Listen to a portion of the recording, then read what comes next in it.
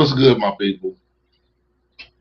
It's your boy, Mass Apeal, and we've made it to another Tuesday night. And tonight's a big Tuesday night. It's the Tuesday that everyone has been waiting for. Tonight is the Kamala Harris Donald Trump debate.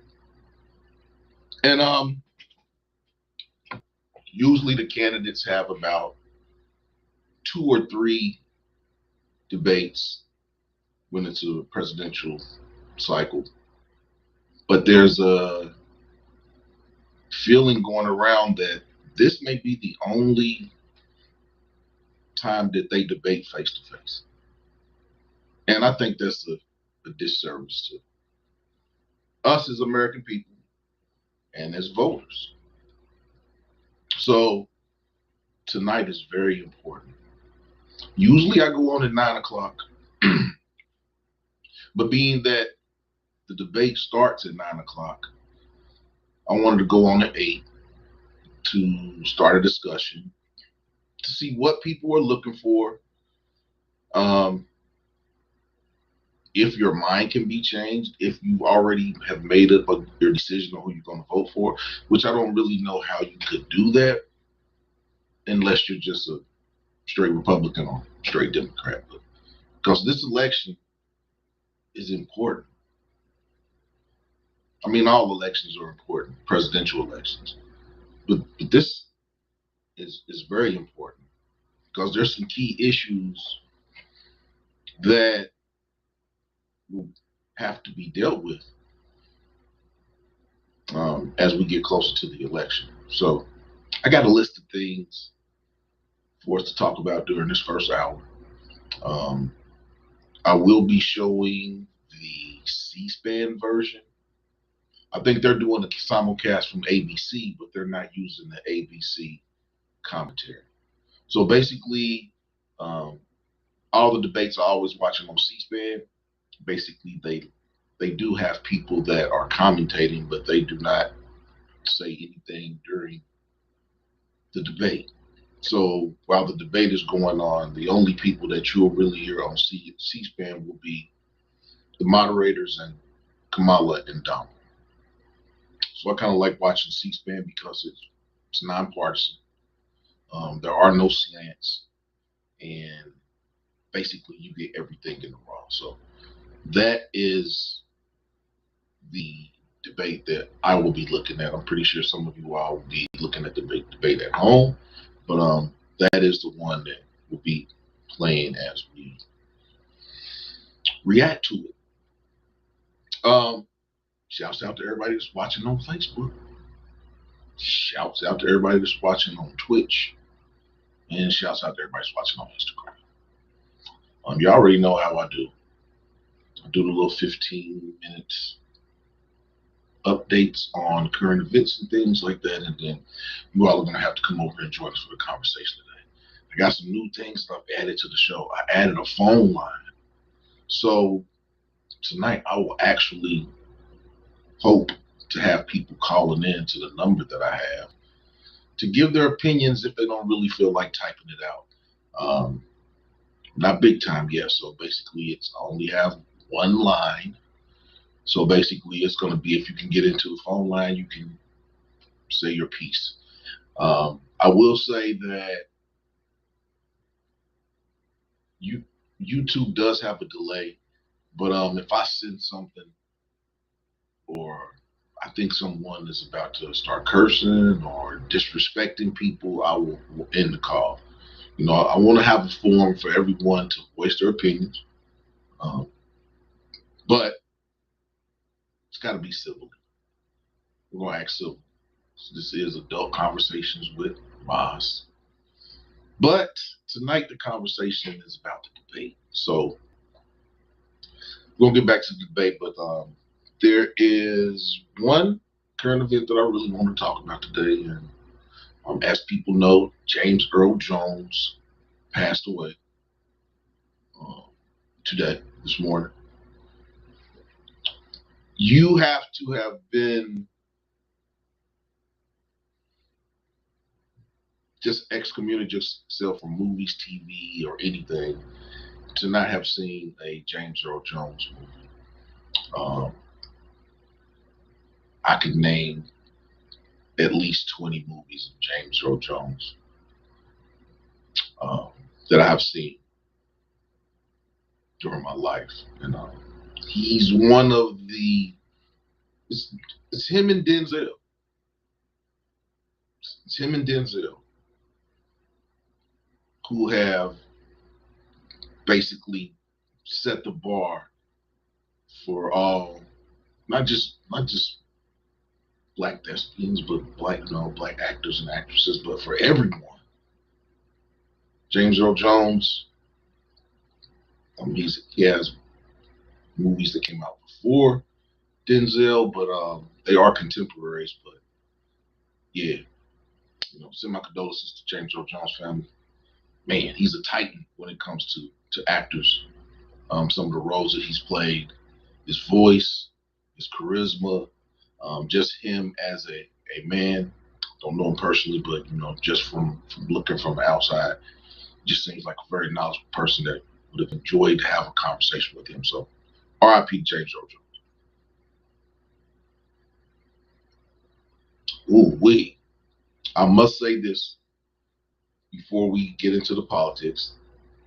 If you live near a Cooper's Hawk, they came out with a new wine. A new wine came out today, and it's called Spice Pear. It's so good.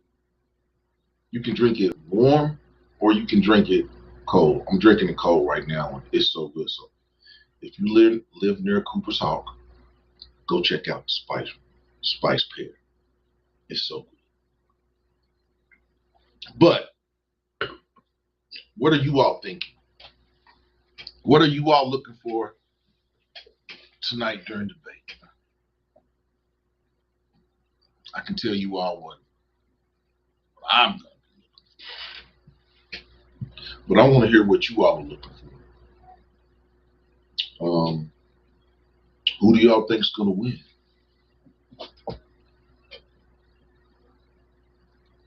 Hey, Bud Fouls, how you doing tonight? Who do y'all think is going to win? Who's going to win?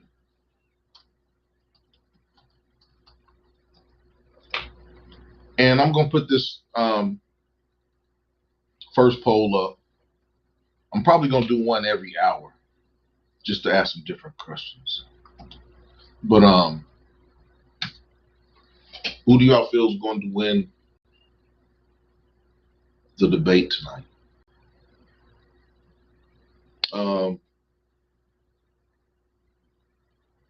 We're talking about orators, and just from an orator point of view, I would say that Donald Trump probably has the advantage on Kamala Harris in terms of being able to hold the audience.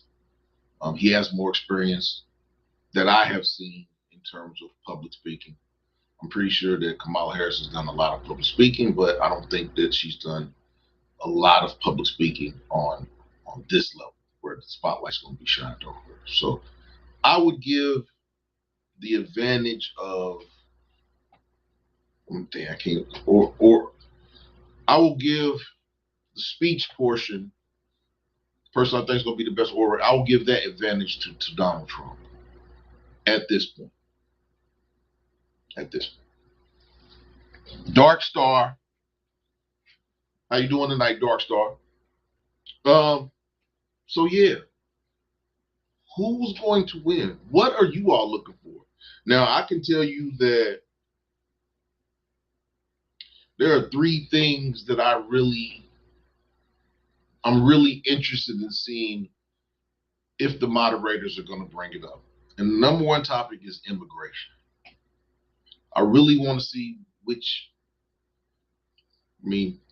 just from a policy standpoint, we know where Kamala's going to stand on that, and we know where Donald's going to stand on it. So I'm waiting to see who's going to have the best solution to clean up our immigration policy, because we can't have 20,000 people just walking across the border every day. It's just that's not feasible or possible, especially when these people come in here and they're claiming political asylum, and they're basically getting benefits. They're getting places to stay. They're getting food stamp cards, and they don't pay taxes. So I'm waiting to see who's going to have a solution for what's going on right now. On that standpoint, as well, I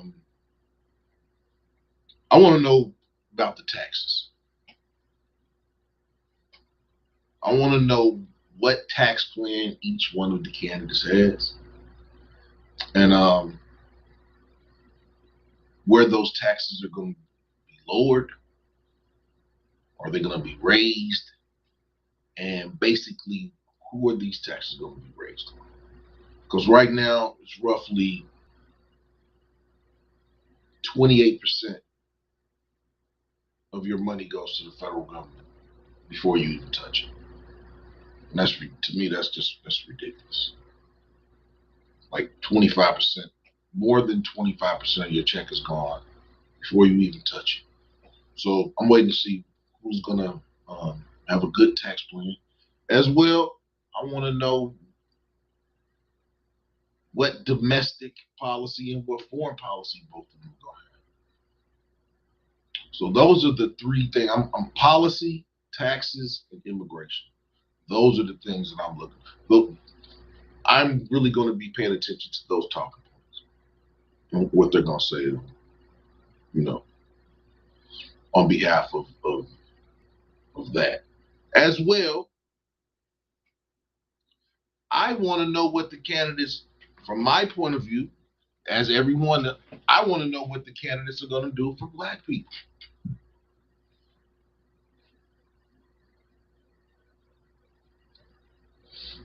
And that's a touchy subject, I guess, because when I bring that up to my family, it's not a topic that people really want to talk about. This is just like when, people tell me that they've already made their choice to choose Kamala Harris. And I'm like, what are you choosing? What are you basing your choice off of? Nobody really has an answer. So I hope that the Kamala supporters who have already made the choice, I hope they hear what they want to hear tonight. Because the last time she did a public forum, she flip-flopped a lot. Blatant. So I hope she's going to stay the course and not do so much flip-flopping as she did in her last public forum. So those are the things that I'm looking for. What are y'all looking for? Right. Exactly, Dark Star.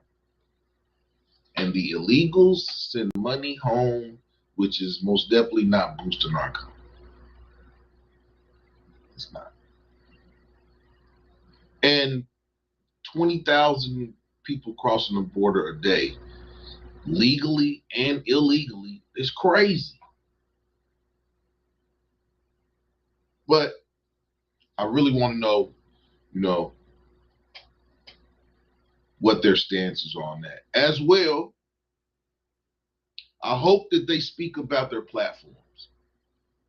No one has really said what their platform is, what their campaign will be about. No one has really said that. So those are things that I'm really going to be looking for tonight, as well as who has the best plan. Who has the best plan? I wish the other three candidates were going to be involved. There's 5 candidates that are currently still in the race, and the candidates are, of course, Kamala Harris, Donald Trump, Cornel West. Oh, I was just talking about Jill Stein, and the last candidate is he's a younger guy. His name is Chase Oliver. So we got Jill Stein, Kamala Harris, Donald Trump, Cornel West, and excuse me, and Chase Oliver. I don't know anything about Chase Oliver.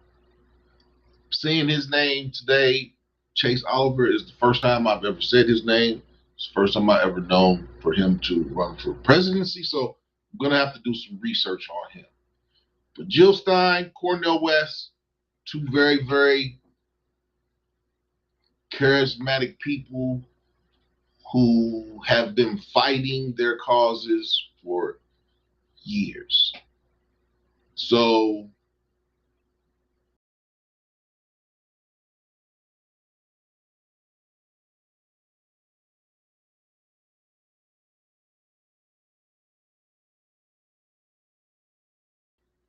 will the spoiler be Jill Stein? Will the spoiler be Cornel West? Or Chase Oliver?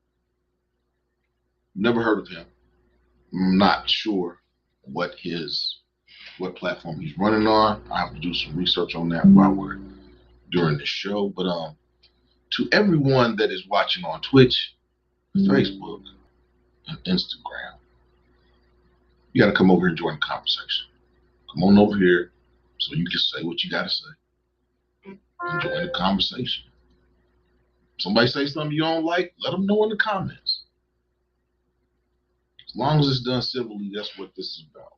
We are having a public discourse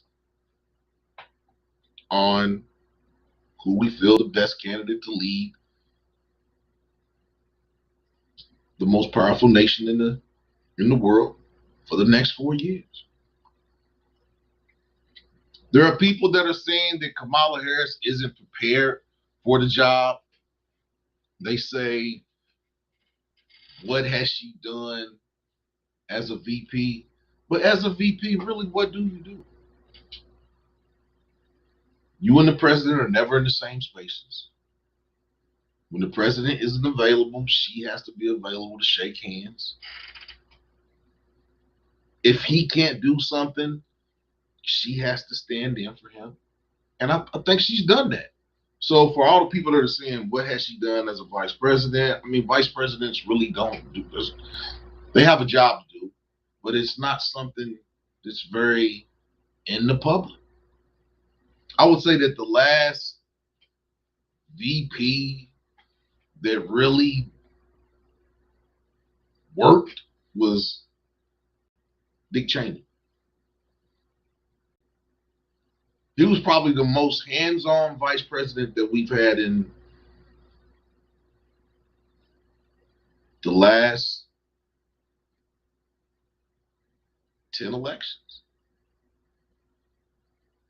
Dick Cheney was hands-on. I mean, a lot of people said that he was the president when he was Bush's VP. So what is she really supposed to do?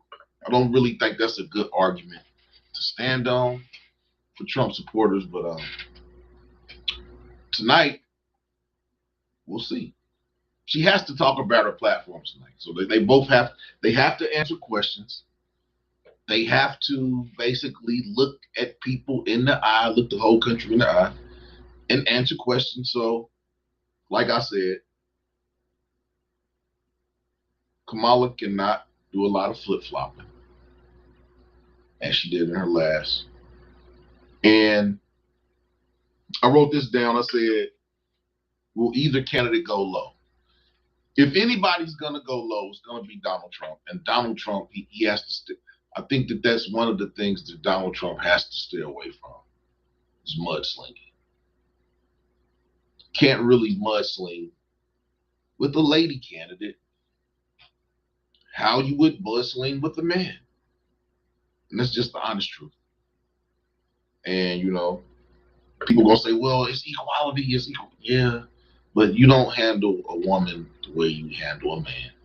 And that's verbally, physically. Yeah, you don't do those things. So will Donald Trump be able to stay away from mudslinging? I mean, we know he's going to do a little bit of mudslinging, but Can he stay away from that?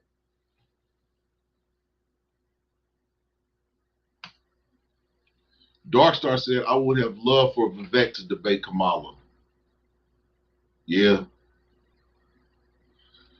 Vivek cornered Van Jones about a week ago, cornered him and made him apologize for something he had said on his show.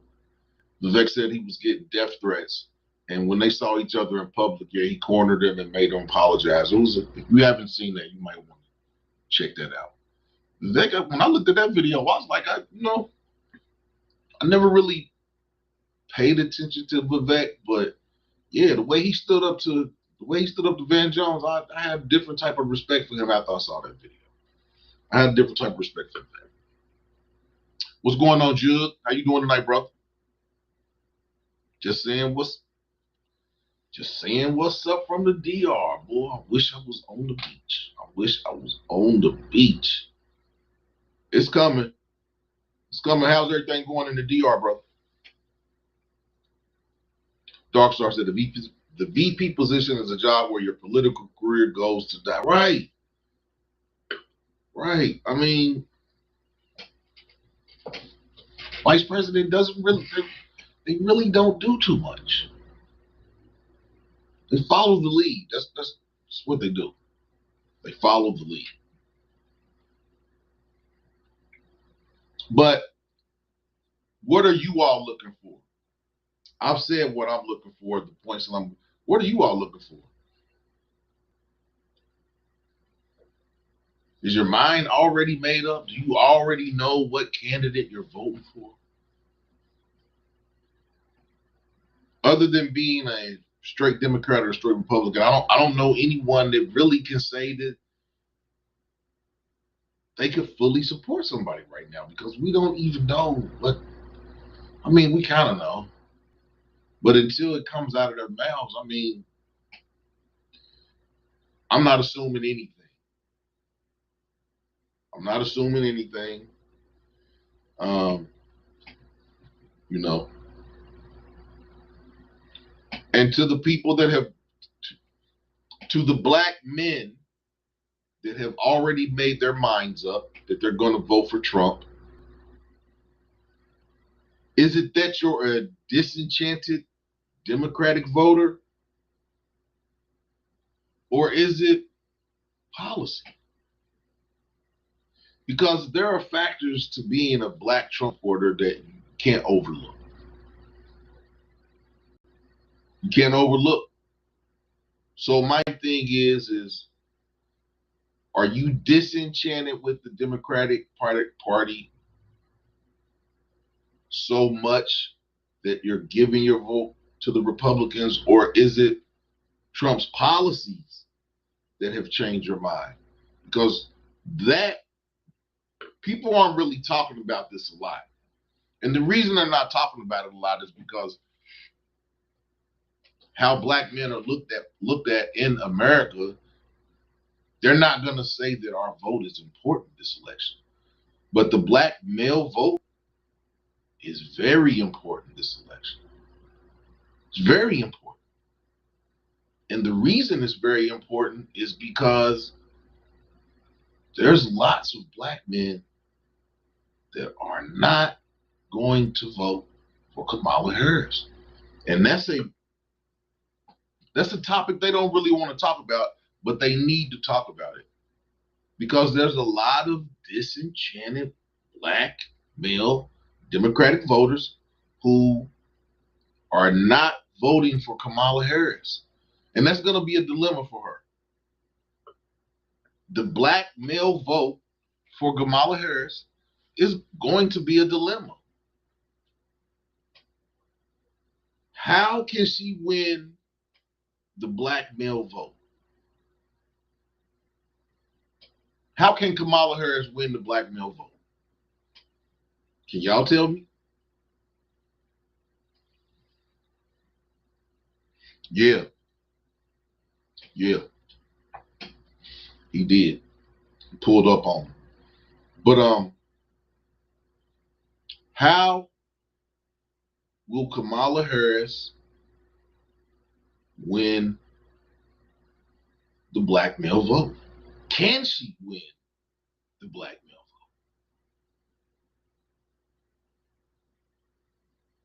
vote? And y'all know we're going to talk about it. People don't want to talk about it, but we're going to talk about it. What is the big deal about Kamala Harris's race? It's not a big deal. She's an Indian. She's a Jamaican Indian lady. She's a minority. What's the big deal?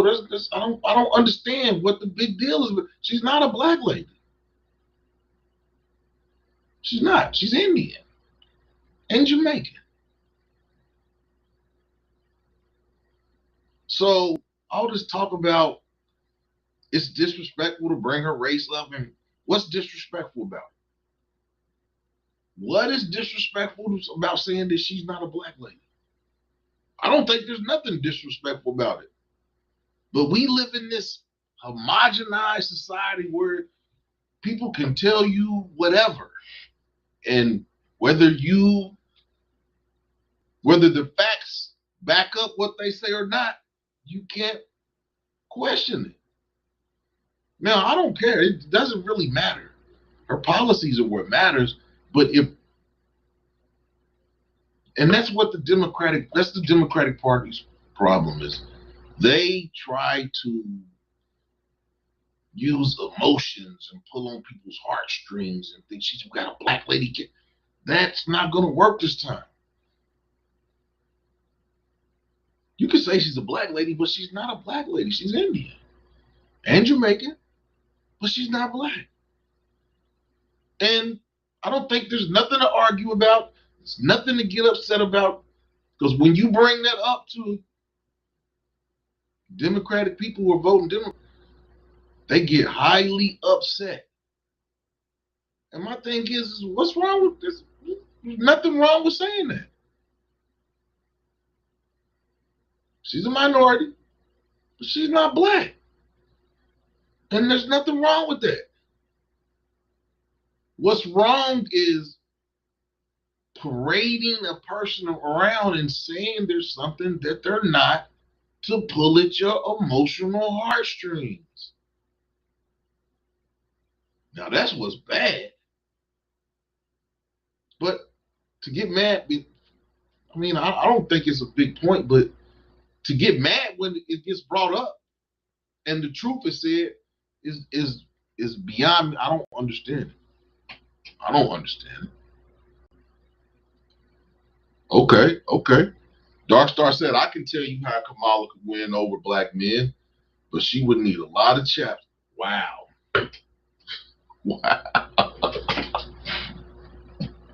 Dark Star, you are wild. It's like starting early. I can tell you how Kamala could win over black men, but she would need a lot of chaps. I'm going to leave that one alone. I'm going to leave that one alone, Dark Star. It's early. It's going to be a long night. You see, I got 4 bottles. I got 3 bottles of wine and a bottle of bubbly. It's going to be a long night. Hopefully, I won't drink all 4 of those. But with those types of comments, Dark Star, you wilding already. We haven't even got to the debate yet. But M. Mitchell said there are still a lot of blacks that fall for the banana in the tailpipe. Yes.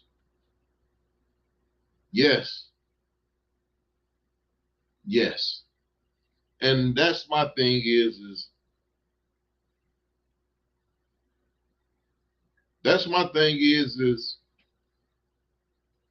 let's just be facts. Let's just talk about facts. And that's why I put facts, not feelings, in the ad. Let's talk about facts, not your feelings, not how you feel.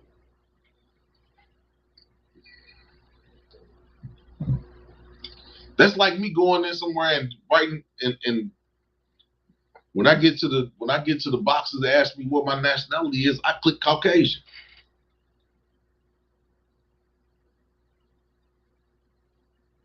Am I Caucasian? No, but I guess if I say I'm Caucasian, then I'm Caucasian. That's what it is. What it's like right now.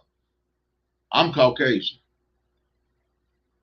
You can look at me and you know I'm not Caucasian, but if I say I'm Caucasian, then I'm Caucasian. And you can't tell me that I'm not Caucasian. That's the world we live in right now. But I just don't, I don't see what the big deal is. Another thing I'm looking for, whose platform will resonate with the citizens? And you know, we're talking about Kamala winning over black men.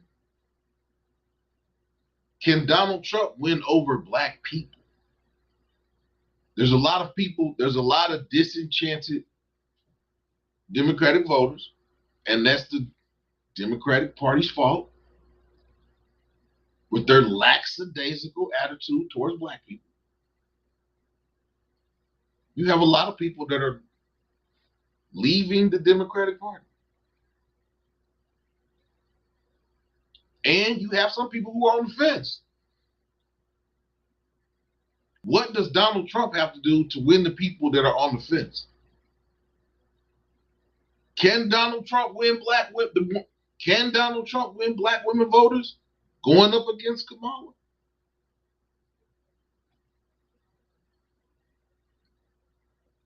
What y'all say? We're gonna find out tonight. We're about 28 minutes away. 28 minutes away from the debate. I think it's gonna be good. I think it's gonna be entertaining. We will soon find out. Let me look at the poll. Wow. 5 votes, and all 5 votes say Donald Trump is going to win the debate tonight. Can Kamala Harris still win the election if she loses the debate tonight? If Kamala Harris loses the debate tonight, can she still win the presidential election? Can she have a bad showing tonight and still win? Nobody.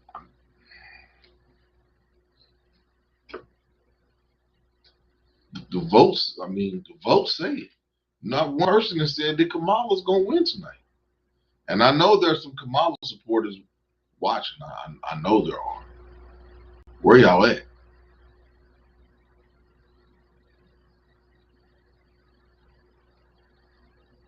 What does Donald Trump have to do to win?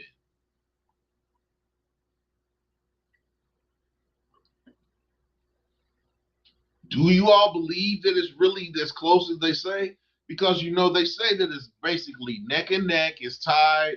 Some places Kamala Harris is winning. Some places Donald Trump is winning. But from all the straw polls that I have seen, Donald Trump is winning, and it's not close. On all the straw polls that I've seen. Now, granted, it's probably not 20,000, 100,000 people, but these are different sectors of people that I have seen polls. And for the most part, it's been like 60 to 30. Somewhere between 60% and 40% for Kamala. Some not even 65 and 35.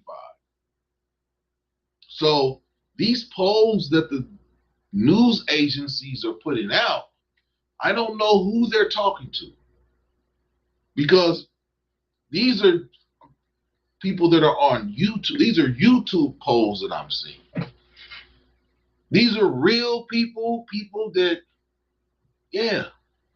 The polls that I see on YouTube, Donald Trump is winning overwhelmingly. It's not close. It's almost landslide territory. So where are they getting, where are they doing these polls where they say that it's almost 50-50?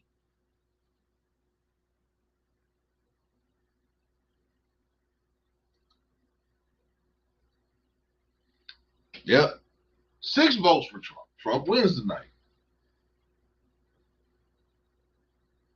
Like I said, I think Donald Trump is probably the better public speaker. I've never heard Kamala Harris say anything funny. But funny don't really matter. But it's like connecting to the people. So who will connect with the people? Will Kamala be able to connect with the people?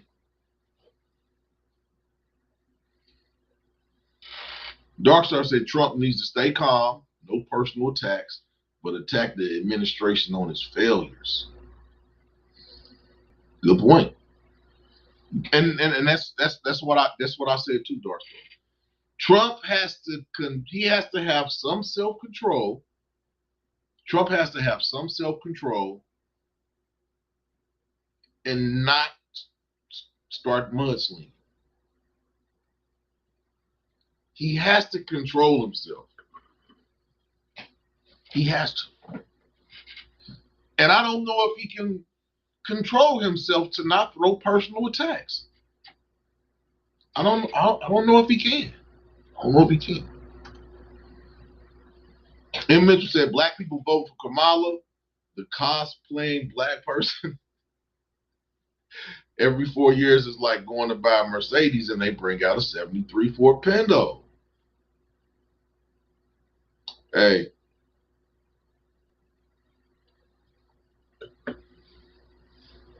I look at people that straight ticket vote Democrat and I'm like, how can you do that? We're not going to sit here and lie to ourselves and say these last 4 years, the policies haven't been crazy. American citizens can't even buy a house right now. Interest rates are too high.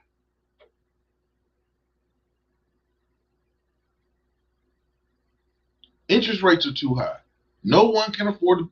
Who wants to buy a house for $400,000, $300,000, and end up paying $900,000, $1 million? Who wants to? Nobody wants to do that. And an interest rate over 5.5%, you're paying at least double what you signed the loan for. So and they're saying the interest rates, they don't know when interest rates are going to lower, they said sometime in 2025, but they do not know when interest rates are going to be under 5.5%.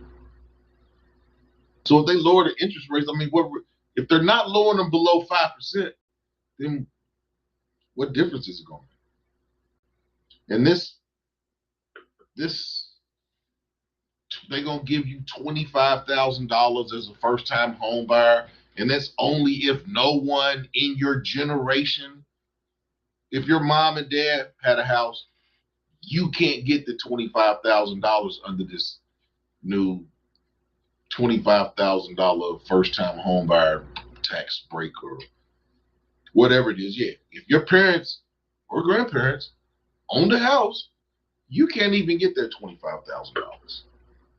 It's for first-generational homeowners.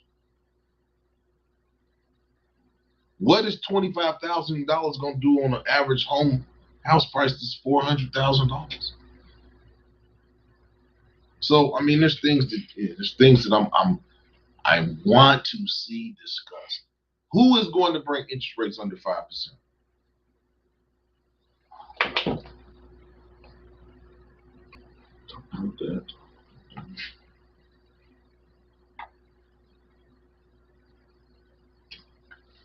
And they're saying that Kamala Harris has built up some momentum.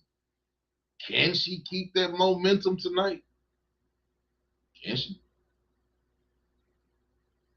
I don't know. I haven't seen any. They're saying momentum, but I don't see it.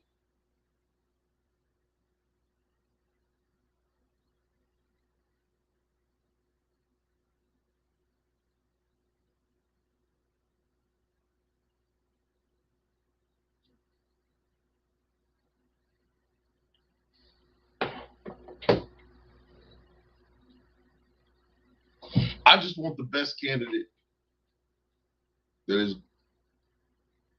going to unite the people, not pull us apart.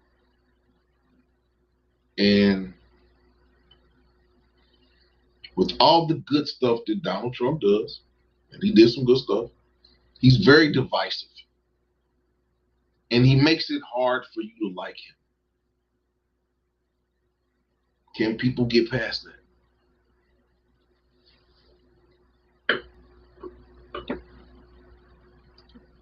His ADHD won't allow him to stay in control. We're going to see.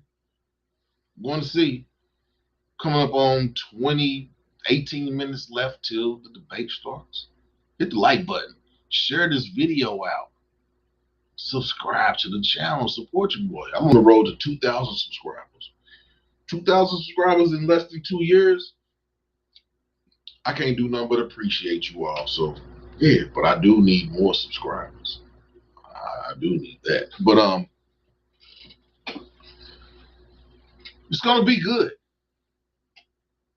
Who's going to win? It's the question I have. Everybody says, okay, we got 7 votes. We got 86% for Donald, 14% for Kamala. We're going to see how those numbers change. I'm not going to change the question. I'm not going to change the question until probably 45 minutes to an hour into the debate. Once we watch the debate and I listen to some of this stuff that they're saying, then I'll have my next question. But I don't know. We're going to see if these numbers change after we hear these speeches. I'm excited. I don't know about y'all, but I'm excited. We've been waiting on this for the last 2.5 weeks. We've been talking about it. They've been going back and forth. Donald Trump's been saying crazy stuff and getting slapped on the hand. And Kamala Harris really hasn't been saying too much. She's been see pictures of her smiling. She hasn't done too much talking. But tonight she's going to have to talk. She's going to have to talk to the American people tonight. And I think that's one of the main reasons that everyone is watching tonight, is to see what Kamala Harris is going to say. Because we kind of know Trump's stance on some things, but he hasn't said anything. But we kind of know his stance. But you can't really say you can't say that because he's a wild card. You don't know what he's going to say. So this is Kamala's chance to assert herself. This is her chance. I can't wait to hear what she has to say. This is her chance. If she's going to win the black male voters back, she's going to have to start that tonight. So whatever her plan is to win the black male vote back, that plan better start tonight. Because with black men, she's in the hole. I talk to men every day. Unless they're 100% just, I'm Democrat. I would say that 3 out of the 4 black men that I've talked to have either said they haven't made their decision or they're most definitely not voting for Kamala Harris. So we'll see what she's going to say tonight.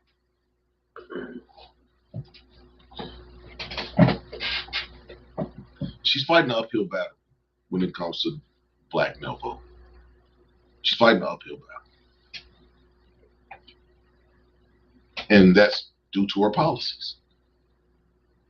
People want to overlook her policies and say that, but she locked up a whole lot of black people in San Francisco. You know what I want to see? I want to see if Donald Trump brings up Willie Brown tonight. Is it going to be a Willie Brown? Is it going to be a Willie Brown sentence tonight? Will Willie Brown's name come up tonight?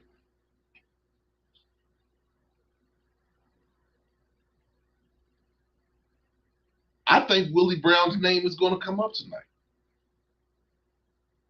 Call me crazy, but I think Willie Brown's name will be brought up tonight.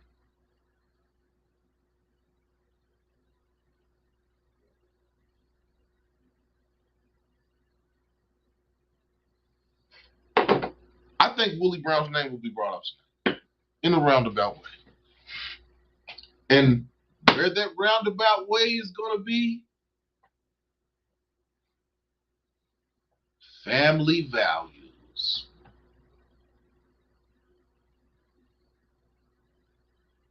Neither one of them can, I mean, Donald Trump really can't talk about family values.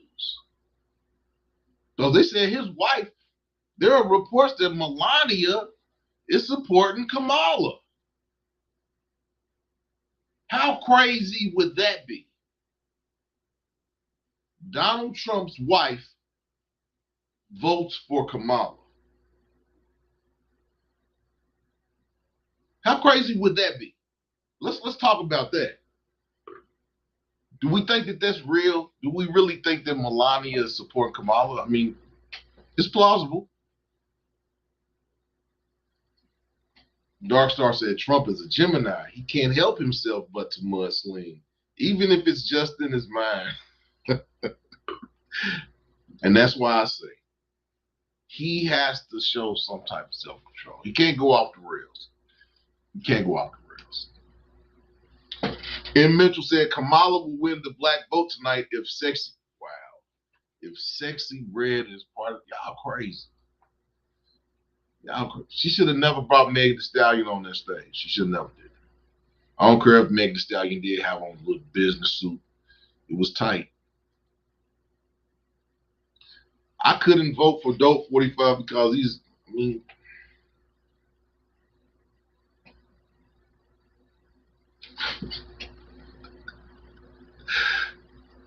M. Mitchell, you don't like either one of the candidates. So being that you don't like either one of the candidates, who are you looking at? Chase, Jill Stein, or Cornel West?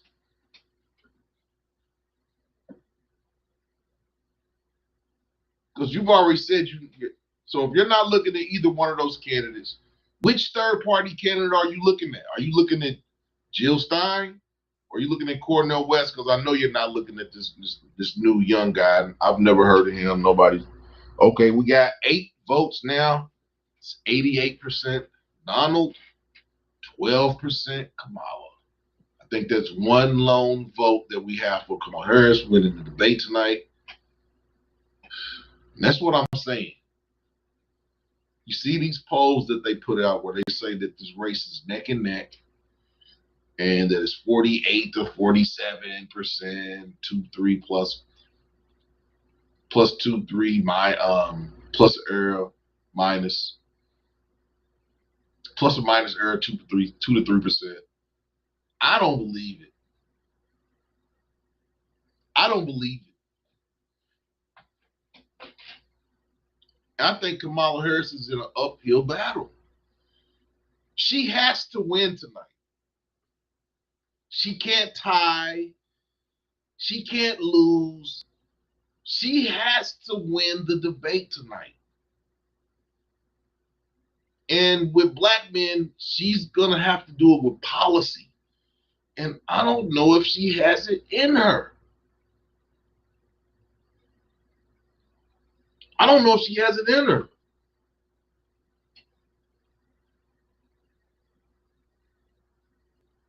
Because like I said, there's a lot of disgruntled, disenchanted, disgruntled, whichever one of those words you want to use. There's a bunch of mad Democratic voters.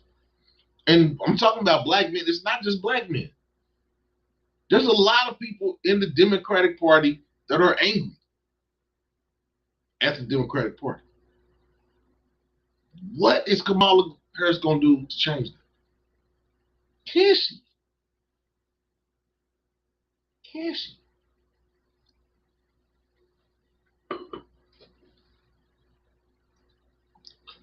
And Mitch said, nope, I'm going to vote for myself because I know I will give myself reparations and a hate crime bill. And you bring that up. A Republican senator tried to bring the reparations bill to the forefront. Who you think stopped him?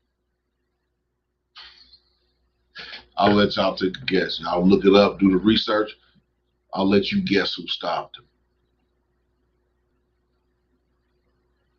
Hey man, I'm not putting that up, man. I'm not putting that up. But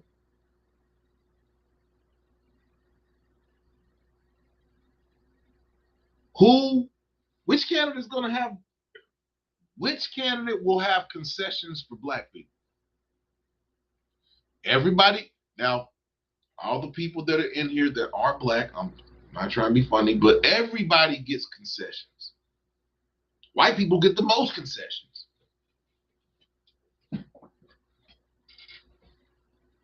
What concessions will there be for black people? Everybody gets concessions. That's how they get votes. The only people that don't get concessions and still vote are black Democrats. And I say that because I'm an independent. I've been independent since I turned 18. I do vote for Democrats sometimes. I do vote for Republicans sometimes. I vote for independents sometimes. But I never vote straight ticket. I look at everything.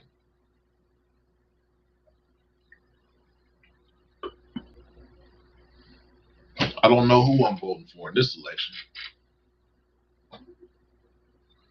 And I was having a conversation with somebody on Facebook, and he said that he doesn't even like Donald Trump, but he's going to vote for Donald Trump because he said that he can't trust Kamala Harris since she doesn't have the experience. Does she have the experience to be president? What do you have to do to have the experience to be president?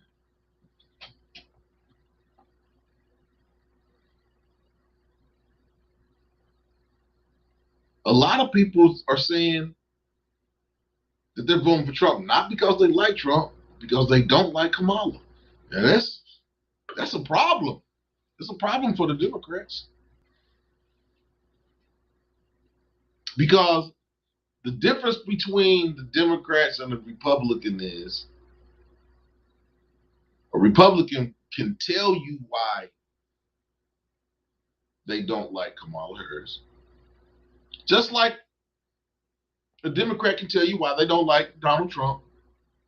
But a lot of Democrats can't tell you why they like Kamala Harris.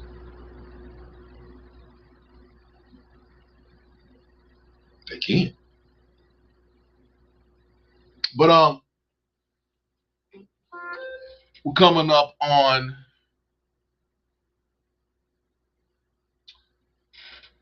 6 minutes till the debate. You got 6 minutes till the debate.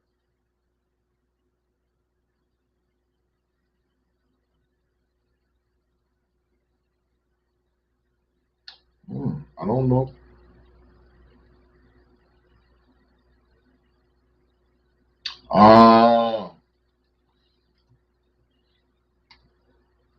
That might not work.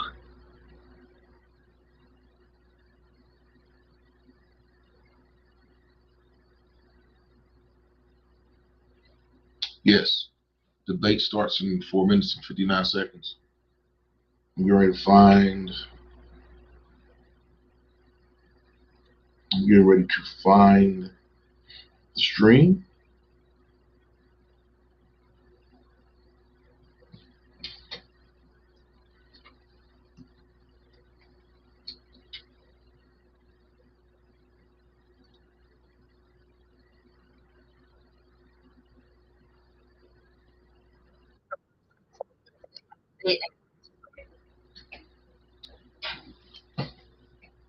So yeah, debate starts in 4 minutes. So I'm gonna bring it up, but I'm gonna leave the sound down. It looks like Donna. I think that's Donna. I forgot that lady's name. Donna Brazil. Donna Brazil is talking right now.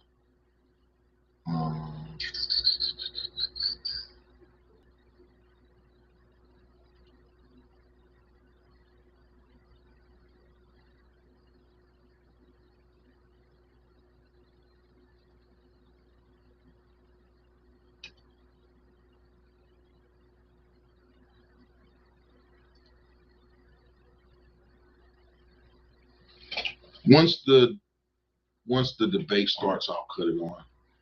But we're gonna see. We're going to see tonight. Tonight is the start.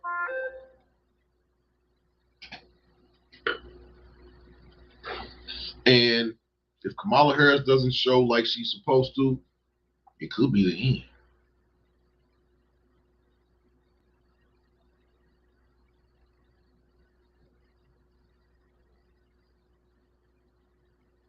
But we're going to see.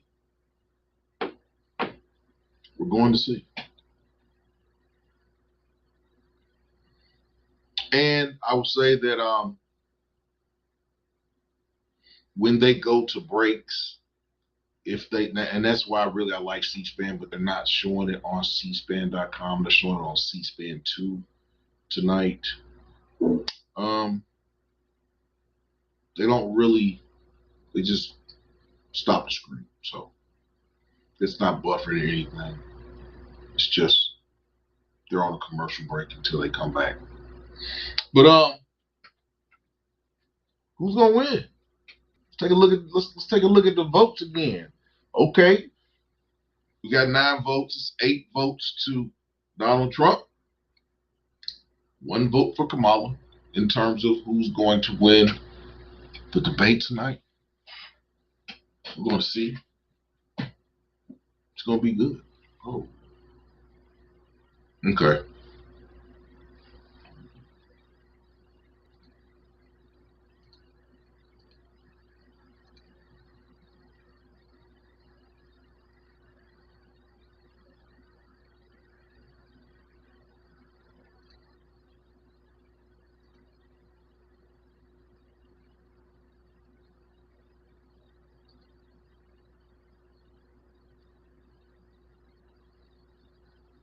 So, how are y'all feeling? Hit the like button. Share the video. Subscribe to the page. So, who are we going with tonight? I may have to find another string house. ABC doesn't seem to be cooperating.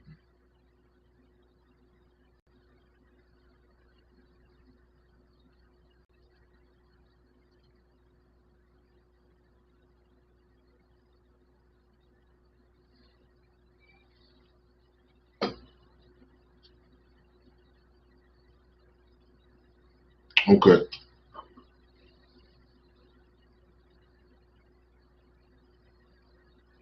Okay. You know what? For the next 3 minutes until the debate starts, I'm gonna run these comments. If Kamala loses and her polls drop, they will get rid of Biden and make her president via the 25th Amendment. Dark Star, you think they're gonna pull that card out? You think they're gonna pull that card out? I hope they don't pull that card out. That would be ugly. Wow. European Americans get concessions. European Americans?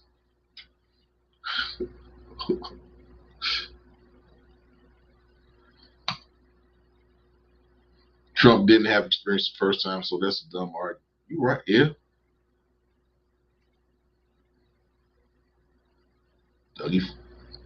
Dougie Fresh. There is no difference between the two parties. They in the same club. YWG said, get the likes up. She will be okay. Yeah, she'll be okay. She'll be okay. Wow. Tara said, Kamala's just too far left for me. Yeah, she's way on the left. Way on the left. Open borders are not okay not in my opinion either. They're most definitely not. Yeah. They're most definitely not.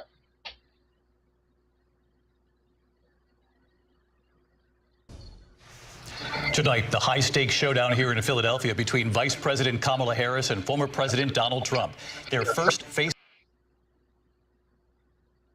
Donald Trump now up against a new opponent. The candidates separated by the smallest of margins, essentially tied in the polls nationally and in the key battlegrounds, including right here in Pennsylvania, all still very much in. Are they really tied? Are they? This is what we can't. We can't do this. We can't do this. So hold on.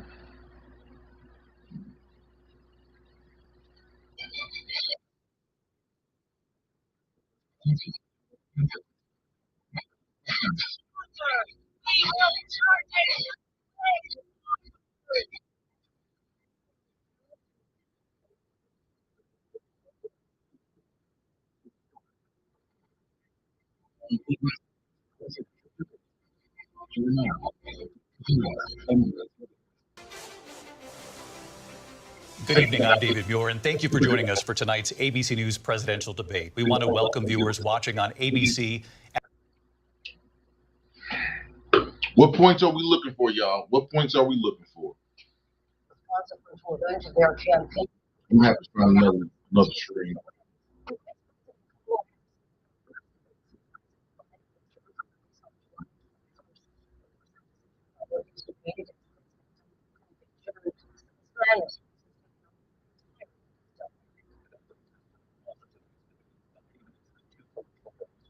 Topics.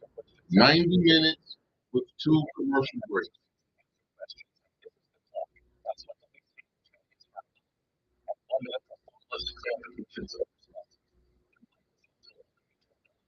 Turn to speak. No pre-written notes allowed.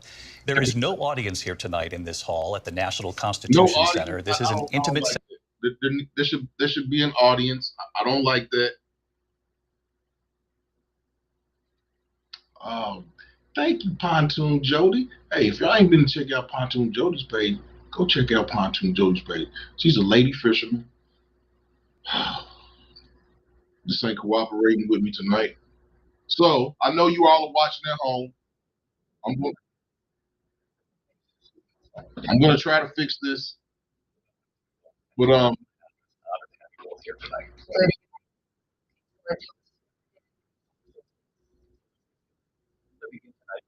that voters repeatedly say is their number one issue, and that is the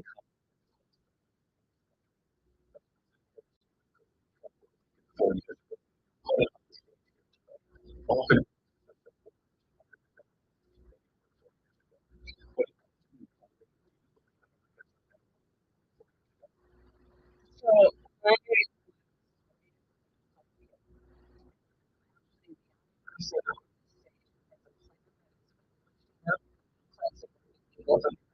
we try this.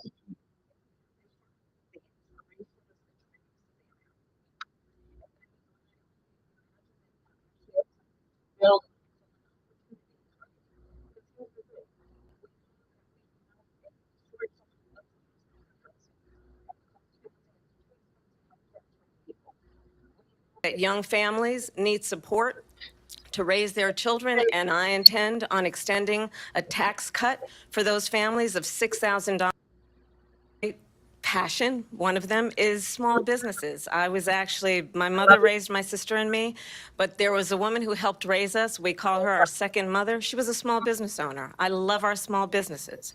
My plan is to give a $50,000 tax deduction to start up small businesses, knowing they are part of the backbone of. Terrence Horton said, I wouldn't have shaken her hand. Why not, Terrence? Man, this gotta be civil, man. Gotta be. America's economy. My opponent, on the other hand, his plan is to do what he has done before, which is to. Oh no, we can't do this. We can't do this. It would be a 20% tax on everyday.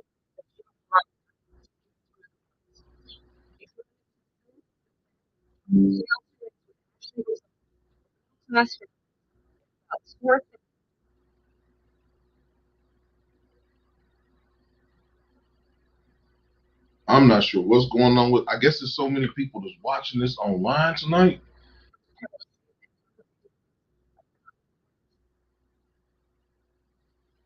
You know what? Hold on, y'all.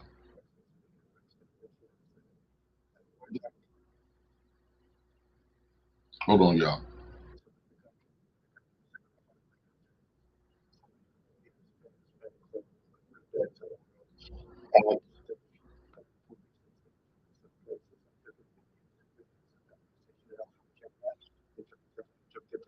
Because money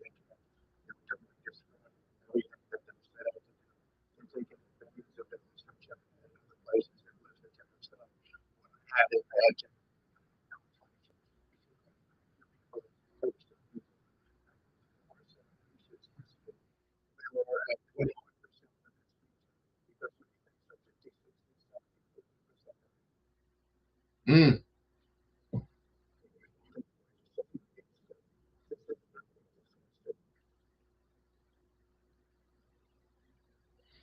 It's been a disaster.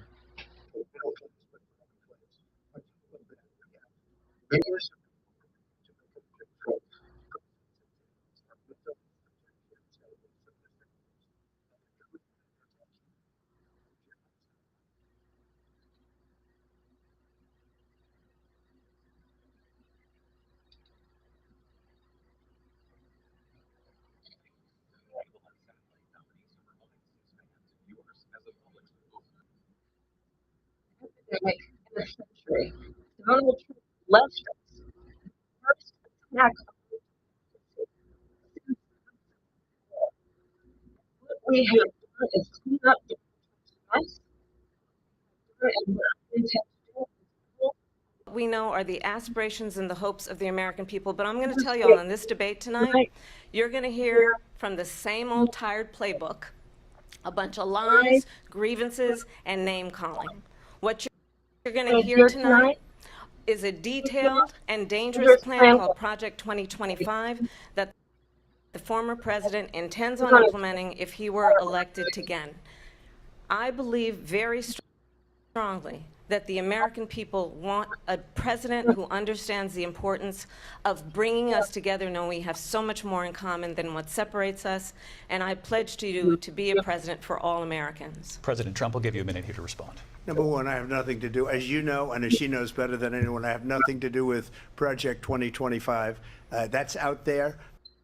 I haven't read it. I don't want to read it purposely. I'm not going to read it. This was a group of people that got together. They came up with some ideas, I guess some good, some bad, but it makes no difference. I have nothing to do. Everybody knows I'm an open book. Everybody knows what I'm going to do. Cut taxes very substantially and create a great economy.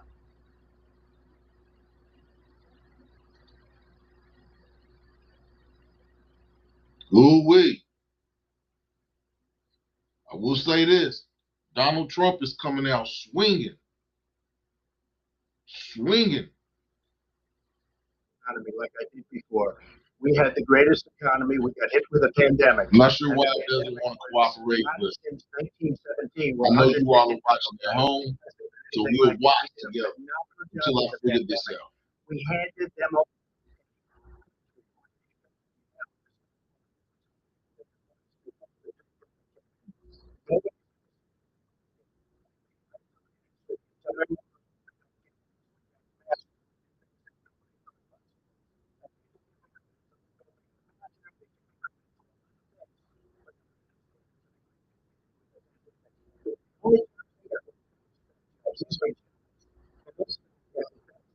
Went to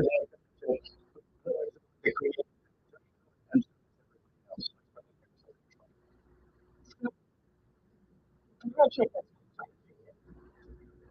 you look at it like a whole lot of times. I am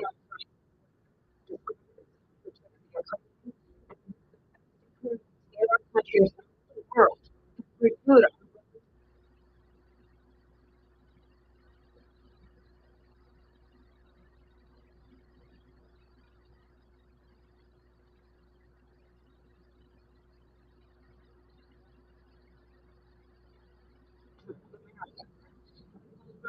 inside.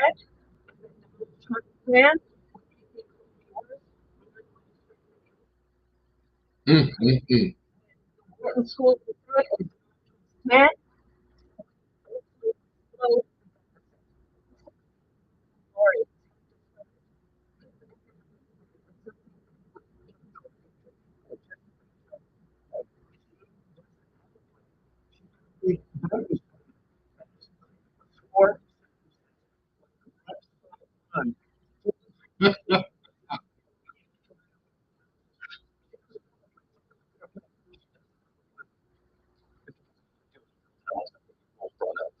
Vice President, your tariffs, your response, let's go down.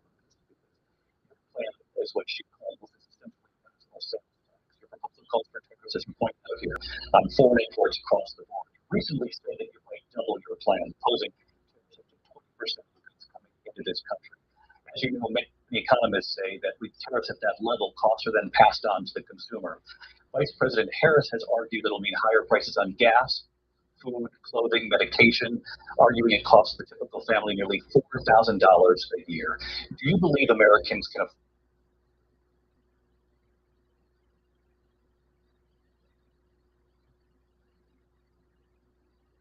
Okay.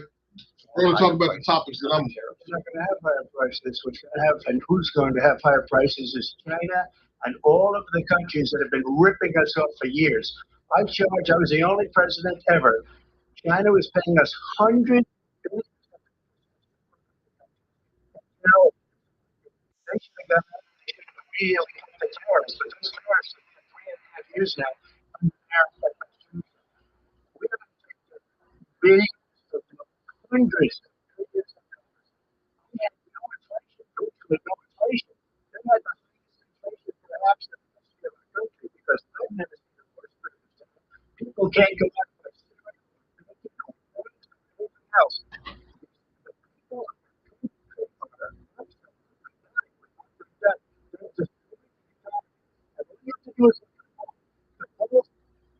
Wow.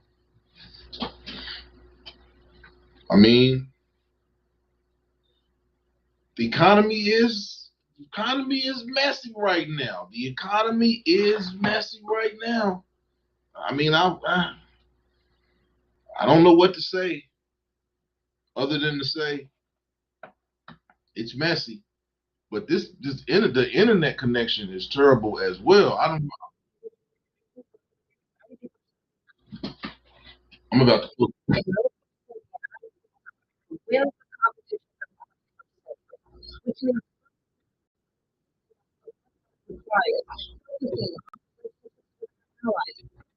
Investing in American-based technology so that we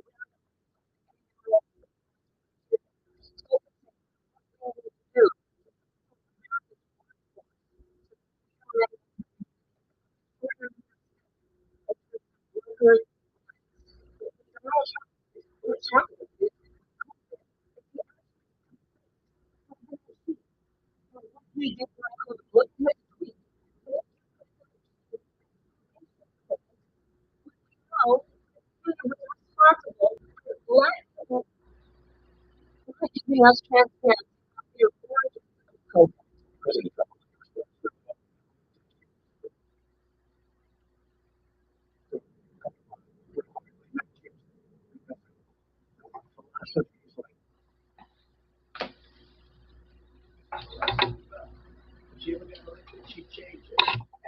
It will be the end of our country. She's a Marxist. Everybody knows she's a Marxist. Her father's a Marxist professor in economics, and he taught her well.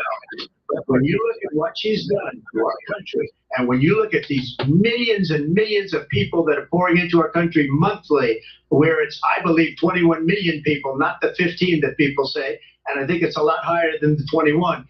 That's bigger than New York State pouring in. And just look at what they're doing to our country. They're criminals. Many of these people coming in are criminals. And that's bad for our economy, too. You know, you mentioned before, we'll talk about immigration later. Well, bad immigration is the worst thing that can happen to our economy. They have, and she has, destroyed our country with policy that's insane. Almost policy that you say they have to hate our country. President Trump, thank you. Tulsi. I want to turn to the issue of abortion. President Trump, you often touted that you were able to kill Roe v. Wade last year, and you said that you were proud to be the most pro-life president in American history. Then last month, you said that your administration would be great for women and their reproductive I think I rights. found a stream for us to watch together. Many with regard to. But I'm not going to do anything until the first initially break. said that it was too short. And you said, quote, I'm going to be voting that we need more than 6 weeks. But then the very next day, you reversed course and said you would vote to support the 6-week ban.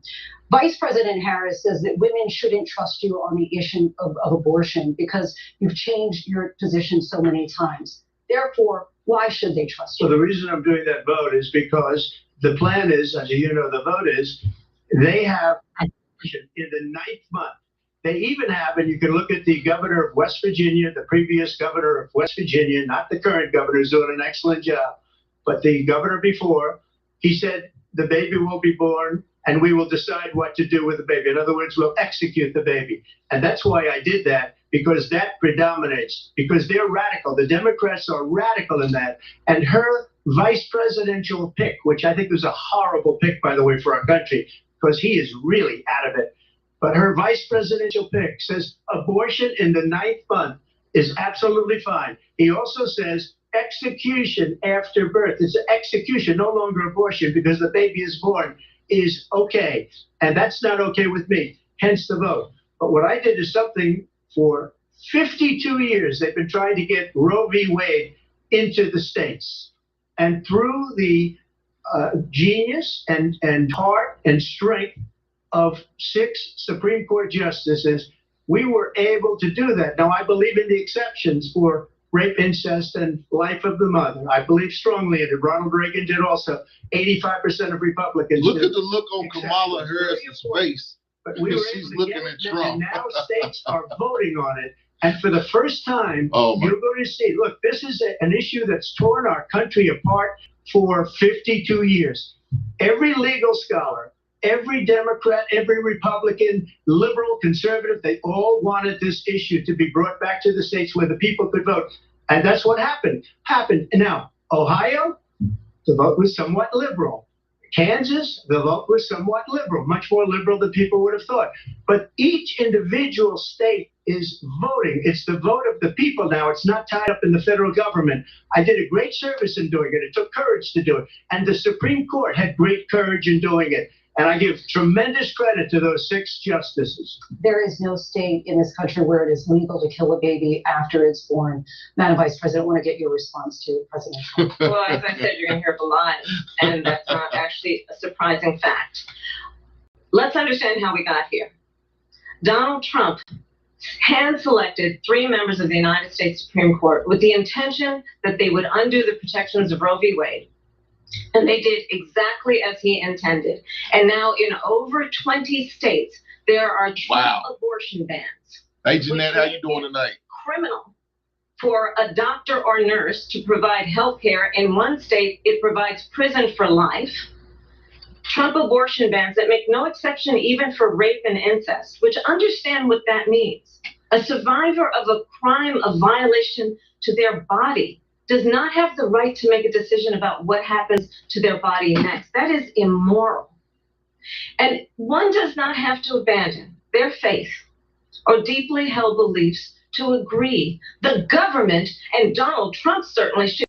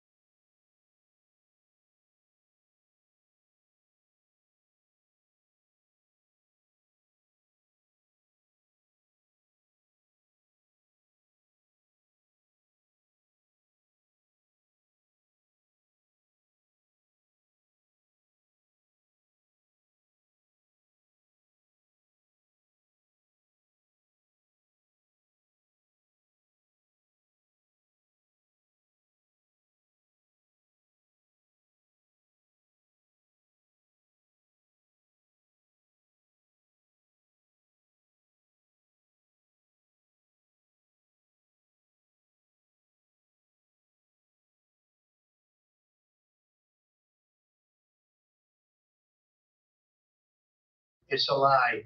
I'm not signing a ban, and there's no reason to sign a ban because we've gotten what everybody wanted. Democrats, Republicans, and everybody else, and every legal scholar wanted it to be brought back into the states, and the states are voting. And it may take a little time, but for 52 years, this issue has torn our country apart. And they wanted it back in the states. And I did something that nobody thought was possible. The states are now voting. What she says is an absolute lie. And as far as the abortion ban, no, I'm not in favor of abortion ban, but it doesn't matter because this issue has now been taken over by the states. Would you veto a national abortion ban if it Well, came I won't have to because, again, and two things. Number one, she said she'll go back to Congress. She'll never get the vote. It's impossible for her to get the vote, especially now with the 50-50 and essentially 50-50 in both Senate and the House. She's not going to get the vote. She can't get the vote. She won't even come close to it. So it's just talk. You know what it reminds me of? When they said they're going to get student loans terminated, and it ended up being a total catastrophe. The student loans, and then her, I think probably her boss, if you call him a boss, he spends all his time on the beach. But look, her boss went out and said, we'll do it again. We'll do it a different way. And he went out, got rejected again by the Supreme Court. So all these students got taunted with this whole thing about this whole idea. And how unfair that would have been, part of the reason they lost, to the millions and millions of people that had to pay off their student loans. They didn't get it for free. But they were saying it's the same way that they talked about that they talk about abortion. But if I could just get a yes or no, because your running mate, J.D. Vance, has said that you would veto it if it did come to your desk. Well, I didn't discuss it with J.D. In all fairness, J.D., and I don't mind if he has a certain view, but I think you're speaking for me, but I really didn't. Look, we don't have to discuss it because she'd never be able to get it, just like she couldn't get student loans. They couldn't get student loans. They didn't even come close to getting student loans. They taunted young people and a lot of other people that had loans. They can never get this approved. So it doesn't matter what she says about going to Congress. Well, wonderful. Let's go to Congress, do it. But the fact is that for years, they wanted to get it out of Congress and out of the federal government. And we did something that everybody said couldn't be done. And now you have a vote of the people on abortion. Vice President Harris, I want to give you your time to respond, but I do want to ask, would you support any restrictions on a woman's right to an abortion? I absolutely support reinstating the protections of Roe v. Wade. And as you rightly mentioned, nowhere in America is a woman carrying a pregnancy to term and asking for an abortion. That is not happening. It's insulting to the women of America. And understand what has been happening under Donald Trump's abortion bans. Couples who pray and dream of having a family are being denied IVF treatment. What is happening in our country? Okay. Working people, working women now, who are working 1 or 2 jobs, who can barely afford childcare as it We're gonna end that poll. have to travel to We're gonna end that another poll. We got the new state poll coming. to get on a plane sitting next to strangers, to go and get the health care she needs. Barely can afford to do it, and what you are putting her through is unconscionable. And the people of America have not, the majority of Americans believe in a woman's right to make decisions about her own body, and that is why in every state where this issue has been on the ballot, in red and blue states both, the people of America have voted for freedom. Vice President. Excuse me, I have to respond. Another lie. It's another lie. I have been a leader on IVF, which is fertilization. The IVF, I have been a leader. In fact, when they got a very negative decision on IVF from the Alabama courts, I saw the people of Alabama and the legislature 2 days later voted it in. I've been a leader on it. They know that, and everybody else knows it. I have been a leader on fertilization, IVF. And the other thing, you should ask, will she allow abortion in the 8th month, 9th month, 7th month? Okay, would you do that? Why don't you ask me that question? Why don't you answer the question? Would you because veto? under Roe v. Answer Wade, the question. Would you veto? you could do abortions in the 7th month, the 8th month, the 9th That's month, not true. and probably after birth. Just look at the former governor of He's Virginia. going off the rails. The governor Going of off the Virginia said rails. we put the baby aside, and then we determine what we want to do with the baby. President He's Trump. going off the We're rails. going to turn now to immigration and border security. We know it's an issue that's important to Republicans, Democrats, voters across the board in this country. Vice President Harris, you were tasked by President Biden with getting to the root causes of migration from Central America. We know Marshall, that you knew illegal that. work You knew, crossings reached a record that's what high. the Democrats Biden do, man. They throw administration. hard. This past You knew June, that was coming. President Biden imposed tough new asylum restrictions. We know the numbers since then have dropped significantly. But my question to you tonight is, why did the administration wait until 6 months before the election to act? And would you have done anything differently from President Biden on this? So I'm the only person on this stage who has prosecuted transnational criminal organizations for the trafficking of guns, drugs, and human beings. And let me say that the United States Congress, including some of the most conservative members of the United States Senate, came up with a border security bill, which Neither I one of them supported. being honest. And that bill would have put 1,500 more border agents on the border to help those folks who are working there right now overtime, trying to do their job. It would have allowed us to stem the flow of fentanyl coming into the United States. I know there are so many families watching tonight who have been personally affected by the surge of fentanyl in our country. That bill would have put more resources to allow us to prosecute transnational criminal organizations for trafficking in guns, drugs, and human beings. But you know what happened to that bill? Donald Trump got on the phone, called up some folks in Congress, and said, kill the bill. And you know why? Because he preferred to run on a problem instead of fixing a problem. And understand, this comes at a time where the people of our country actually need a leader who engages in solutions, who actually addresses the problems at hand. But what we have in the former president is someone who would prefer to run on a problem instead of fixing a problem. And I'll tell you something, he's going to talk about immigration a lot tonight, even when it's not the subject that is being raised. And I'm going to actually do something really unusual, and I'm going to invite you to attend one of Donald Trump's rallies, because it's a really interesting thing to watch. You will see during the course of his rallies, he talks about fictional characters like Hannibal Lecter. He will talk about windmills cause cancer.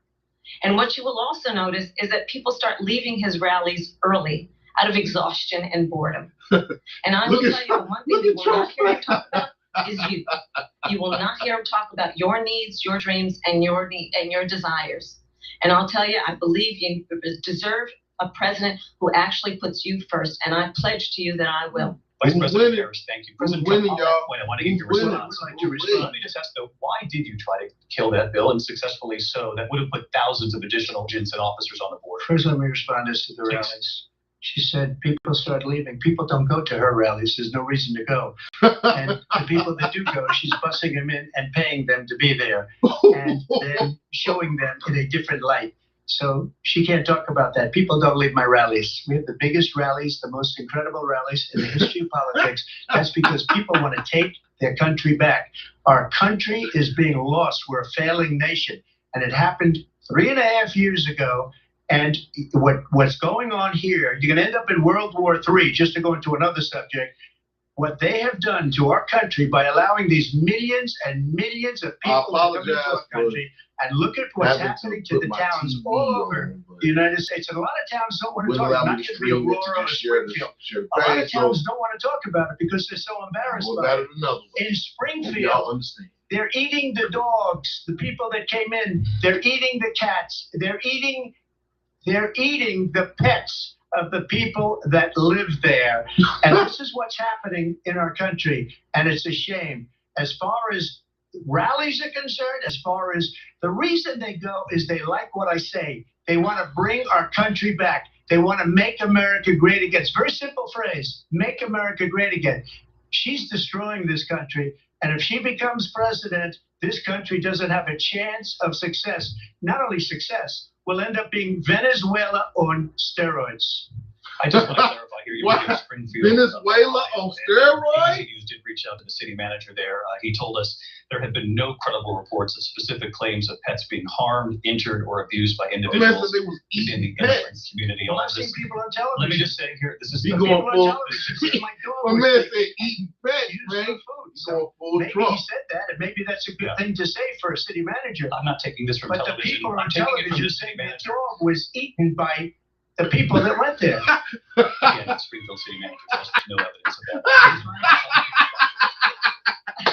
You talk about extreme. Oh, man. Come on, Trump, man. You know, You got to stay on. this is, I think, one of the reasons why in this election, I actually have the endorsement of 200 Republicans who have formally worked with President Wow. Bush, Mitt Romney, and John McCain, including the endorsement of former Vice President Dick Cheney and Congress member Liz Cheney. Going off the rails, And y'all. if you want to really know the inside track on who the former president is, if he didn't make it clear already, just ask people who have worked with him.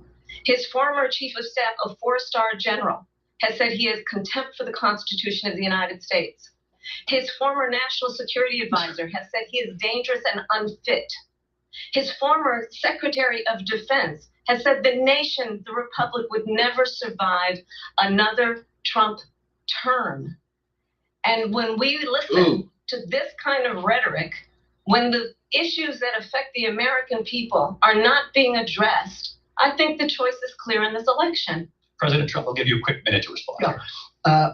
Thank you, because when I hear that, see, I'm a different kind of a person. I fired most of those people, not so graciously. They did bad things or a bad job. I fired them. They never fired one person. They didn't fire anybody having to do with Afghanistan and the Taliban and the 13 people who just killed viciously. Jimmy Jackson said he lost his mind. Family. They didn't fire. They should have fired all those generals, all those top people, because that was one of the most incompetently handled situations anybody has ever seen. So when somebody does a bad job, I fire him. And you take a guy like Esper, he was no good, I fired him, so he writes a book. Another one writes a book, because with me they can write books, with nobody else can they? But they have done such a poor job, and they never fire anybody. Look at the economy, look at the inflation. They didn't fire any of their economists, they have the same people. That's a good way not to have books written about you. But just to finish, I got more votes than any Republican in history by far. In fact, I got more votes than any sitting president in history by far. Let me continue on immigration. It was what you wanted to talk about earlier, so let's get back to your deportation proposal that the vice president has reacted to as well. President Trump, you call this the largest domestic deportation operation in the history of our country. You say you would use the National Guard. You say if things get out of control, you'd have no problem using the U.S. military. You also said you would use local police. How would you deport 11 million? I know that's going to be the headlines tomorrow. Take us through that. What does this look like? Will authorities be going door to door in this country? Wow, he went off the rails with that one. Because of them. They allowed criminals, many millions of criminals.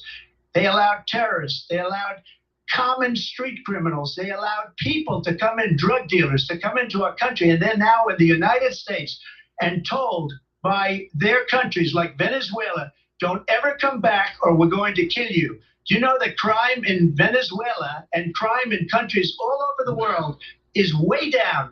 You know why? Because they've taken their criminals off the street and they've given them to her to put into our country. And this will be one of the greatest mistakes in history for them to allow. And I think they probably did it because they think they're going to get votes. But it's not worth it because they're destroying the fabric of our country by what they've done. There's never been anything done like this at all. They've destroyed the fabric of our country. Millions of people let in, and all over the world, crime is down, all over the world except here. Crime here is up and through the roof, despite their fraudulent statements that they made. Crime in this country is through the roof, and we have a new form of crime. It's called migrant crime, and it's happening at levels that nobody thought possible. President Trump, as you know, the FBI says overall violent crime is actually coming down. Who's winning, y'all? Who is winning? Statements. They didn't include the worst cities. Who do you all think? They didn't include the cities with the worst crime. It was a fraud. Just like their number of 818,000 jobs that they said they created turned out to be a fraud. President Trump, thank you. I'll let you respond, Vice President Harris. Well, I think this is so rich coming from someone who has been prosecuted for national security crimes, economic crimes, election interference, has been found liable for sexual assault, and his next big court appearance is in November at his own criminal sentencing. Good shot.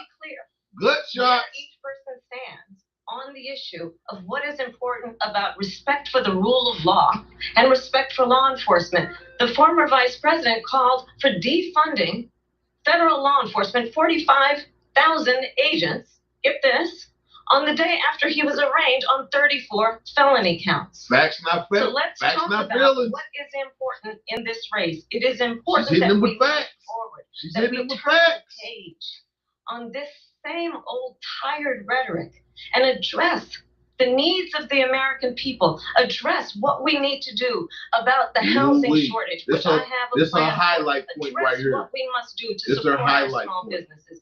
Address bringing down the price of groceries. But frankly, the American people are exhausted with this same old tired playbook. Vice President Harris, thank you. Excuse me.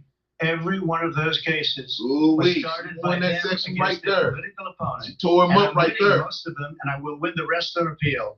And you saw that with the decision that came down just recently from the Supreme Court. I'm winning most of them. But those are cases, it's called weaponization. Never happened in this country. They weaponized the Justice Department. Every one of those cases was involved with the DOJ, from Atlanta and Fani Willis to the Attorney General of New York and the DA of New York. Every one of those cases. And then they say, oh, he's a criminal. They're the ones that made them go after me. By the way, Joe Biden was found essentially guilty on the documents case. And what happened in my documents case? They said, oh, that's the toughest of them all. A complete and total victory. 2 months ago, it was thrown out. It's weaponization, and they used it, and it's never happened in this country. They used it to try and win an election. They're fake cases. President Trump, thank you. A really Fake, quick response fraud. to President Harris on this notion of Trump is turning weaponization. fake, fraud, Well, millions let's and talk millions. about extreme and understand the context in which this election in 2024 is taking place.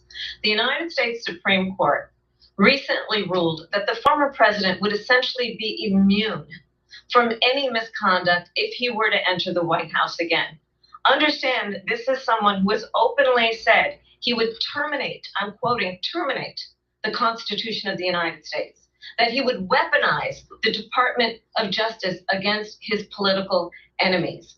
Someone who has openly expressed disdain for members of our military. Understand what it would mean if Donald Trump were back in the White House with no guardrails.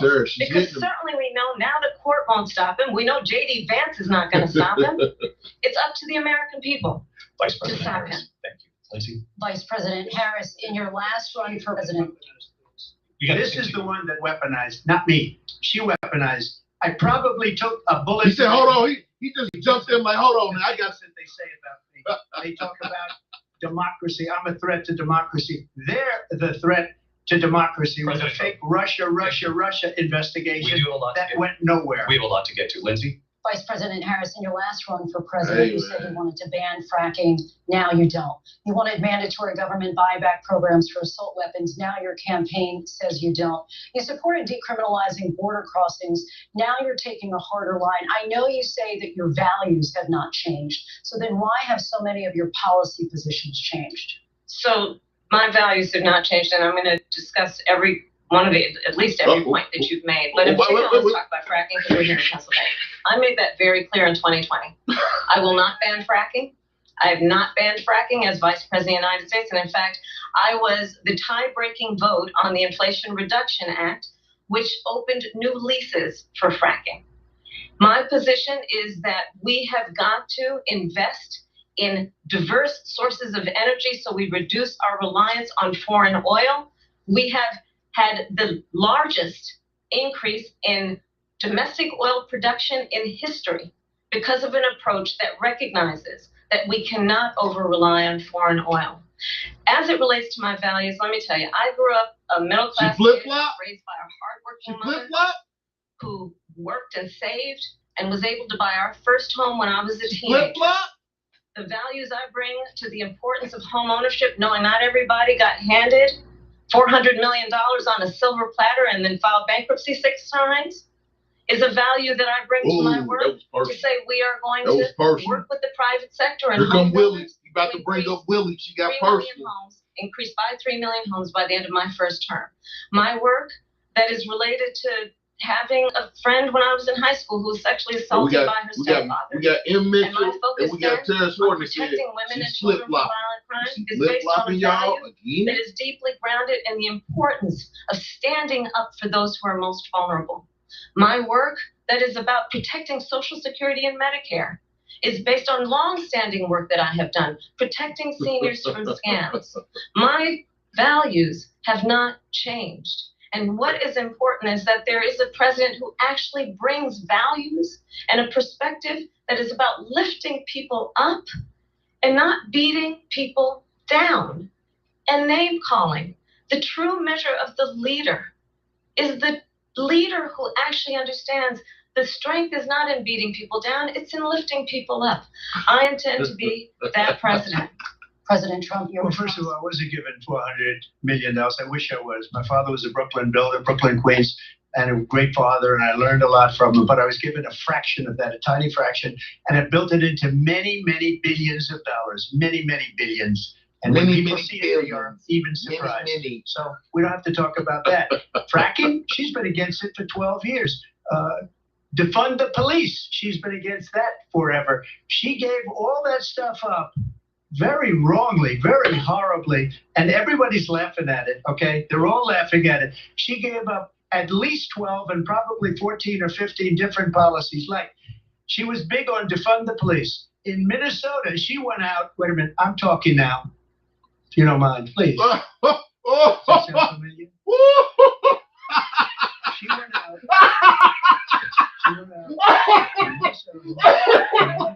Oh no! Burned down Minneapolis. She went out and raised money to get him out of jail. Oh no! She did things that nobody would ever. He didn't do it like that. Now she wants to He didn't do it like that. transgender operations on illegal aliens that are in prison. This is a radical that would do this. She wants to confiscate your guns, and she will never allow fracking in Pennsylvania. Listen, If she won the election, I'm talking fracking now. in Pennsylvania will end on day one. Just to finish, one thing so important in my opinion. So I got the oil business going like nobody has ever done before. When they took over, they got rid of it, started getting rid of it, and the prices were going up the roof. They immediately let these guys go to where they were. I would have been 5 times, 4 times, 5 times higher, because you're talking about 3.5 years ago. You did get money from that. To where I was, because they had no choice, because the prices of energy were quadrupling and doubling. You saw what happened to gasoline. So they said, let's go back to Trump. But if she won the election, the day after that election, they'll go back to destroying our country, and oil will be dead, fossil fuel will be dead. We'll go back to windmills, and we'll go back to solar, where they need a whole desert to get some energy. Y'all wilding out. Solar plant? By the way, I'm Y'all not a fan of wilding solar, out. but they take And Mitchell said he punched in the nuts. 400, And you said he 500 tits acres now, of man. desert We not soil. we These are we not ain't the ready same to do it. environment that she understands. Thank you. Y'all wilding Lindsay, out. thank you. We have an election in just Y'all 56 wilding days. And I want to talk We got about the election in peaceful 56 transfer of days, power, y'all. which of course we all know is a cornerstone of our democracy and the role of a president in a moment of crisis. Mr. President, on January 6th, you told your Y'all supporters to didn't see march to the Capitol. You said Y'all you would be right there with them. The country and the world saw what played out at the Capitol that day, the officers coming under attack. Aides in the West Wing say you watched it unfold on television off the Oval Office.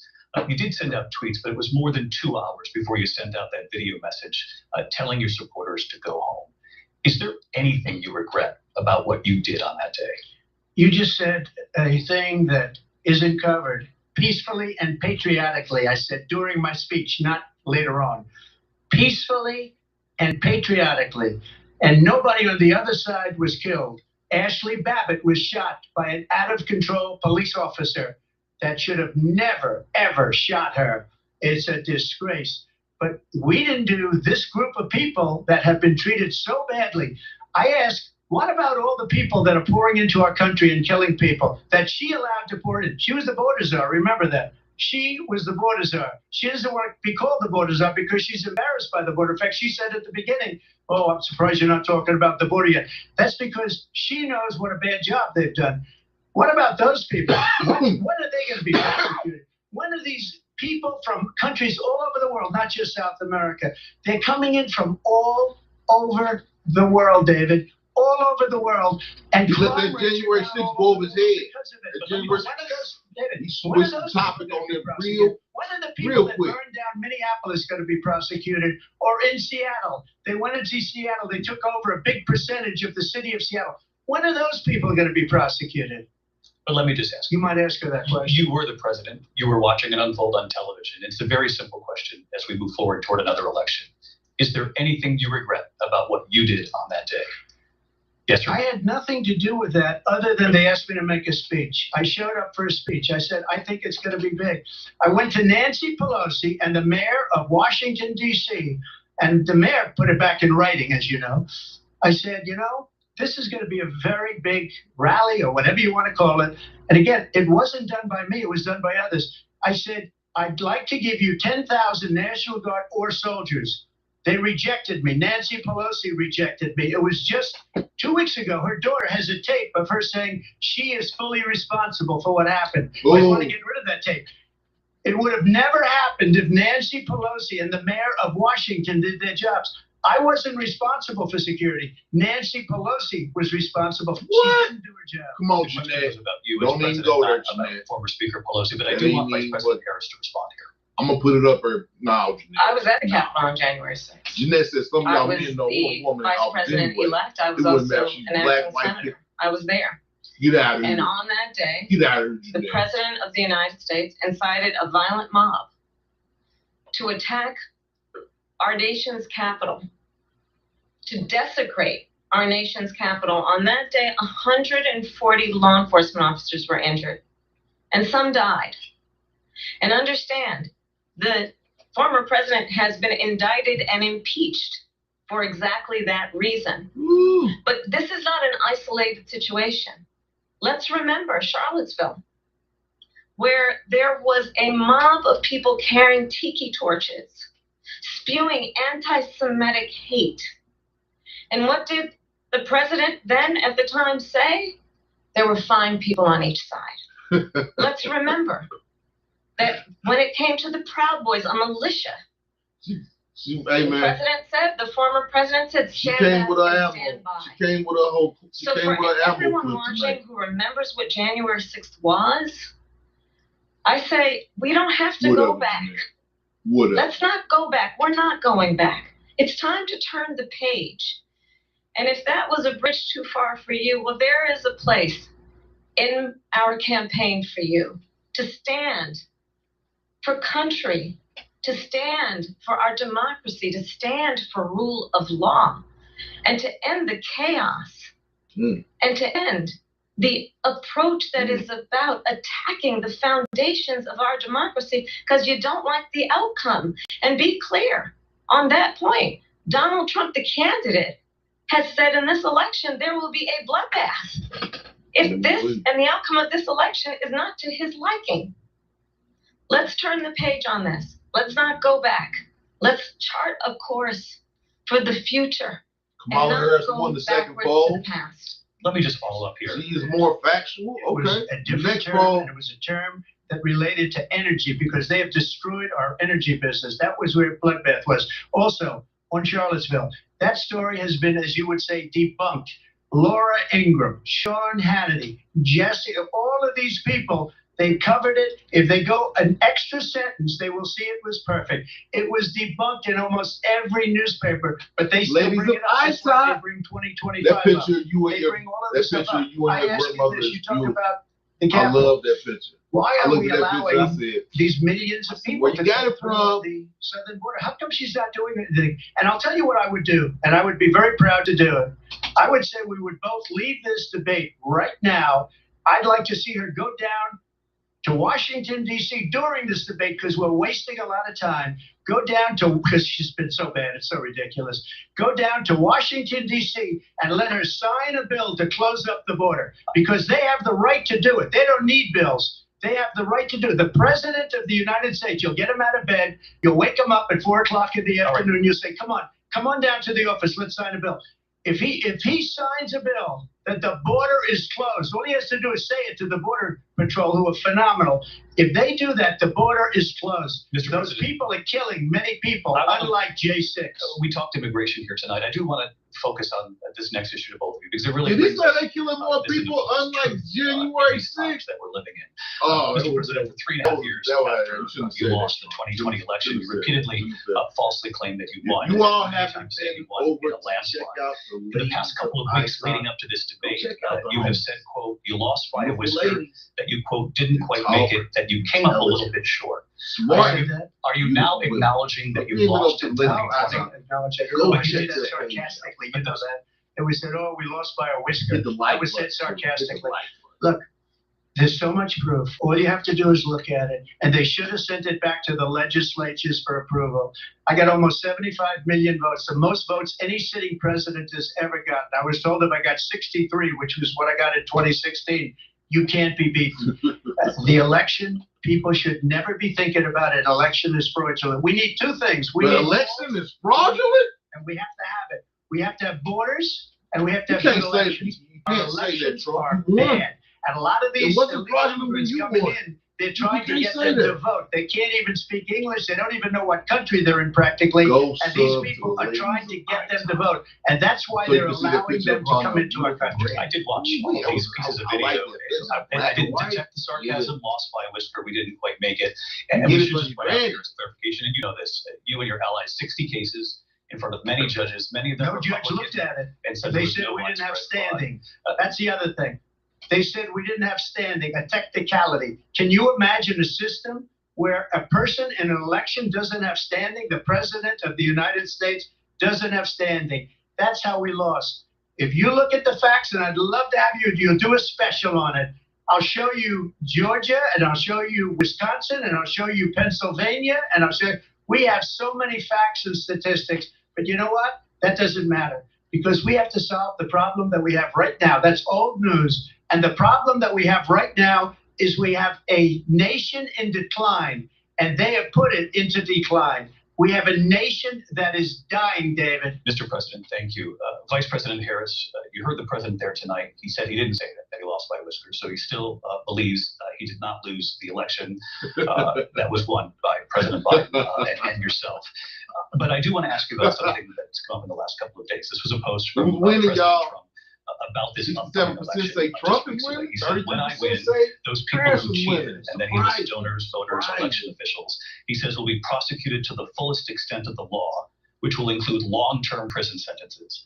One of your campaign's top lawyers responded saying, we won't let Donald Trump intimidate us. We won't let him suppress the vote. Is that what you believe he's trying to do here?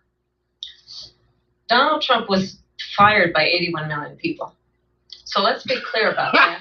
And clearly he is having a very difficult time processing.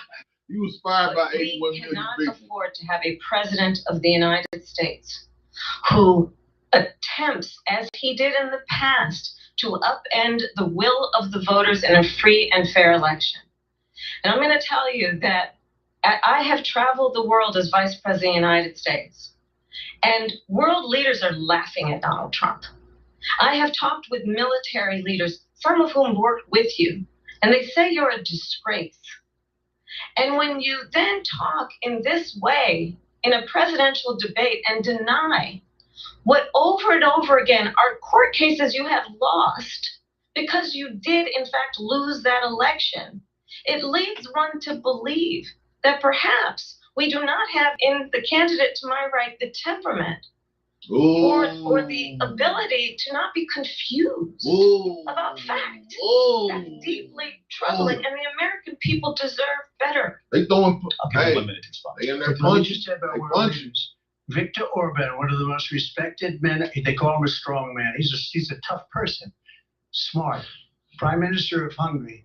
They said, why is the whole world blowing up? 3 years ago it wasn't. Why is it blowing up? He said, because you need Trump back as president. They were afraid of him. China was afraid, and I don't like to use the word afraid, but I'm just quoting him. China was afraid of him. North Korea was afraid of him. Look at what's going on with North Korea, by the way. He said Russia was afraid of him. I ended the Nord Stream 2 pipeline, and Biden put it back on day one, but he ended the XL pipeline. The XL pipeline in our country, he ended that. But he let the Russians build a pipeline going all over Europe and heading into Germany, the biggest pipeline in the world.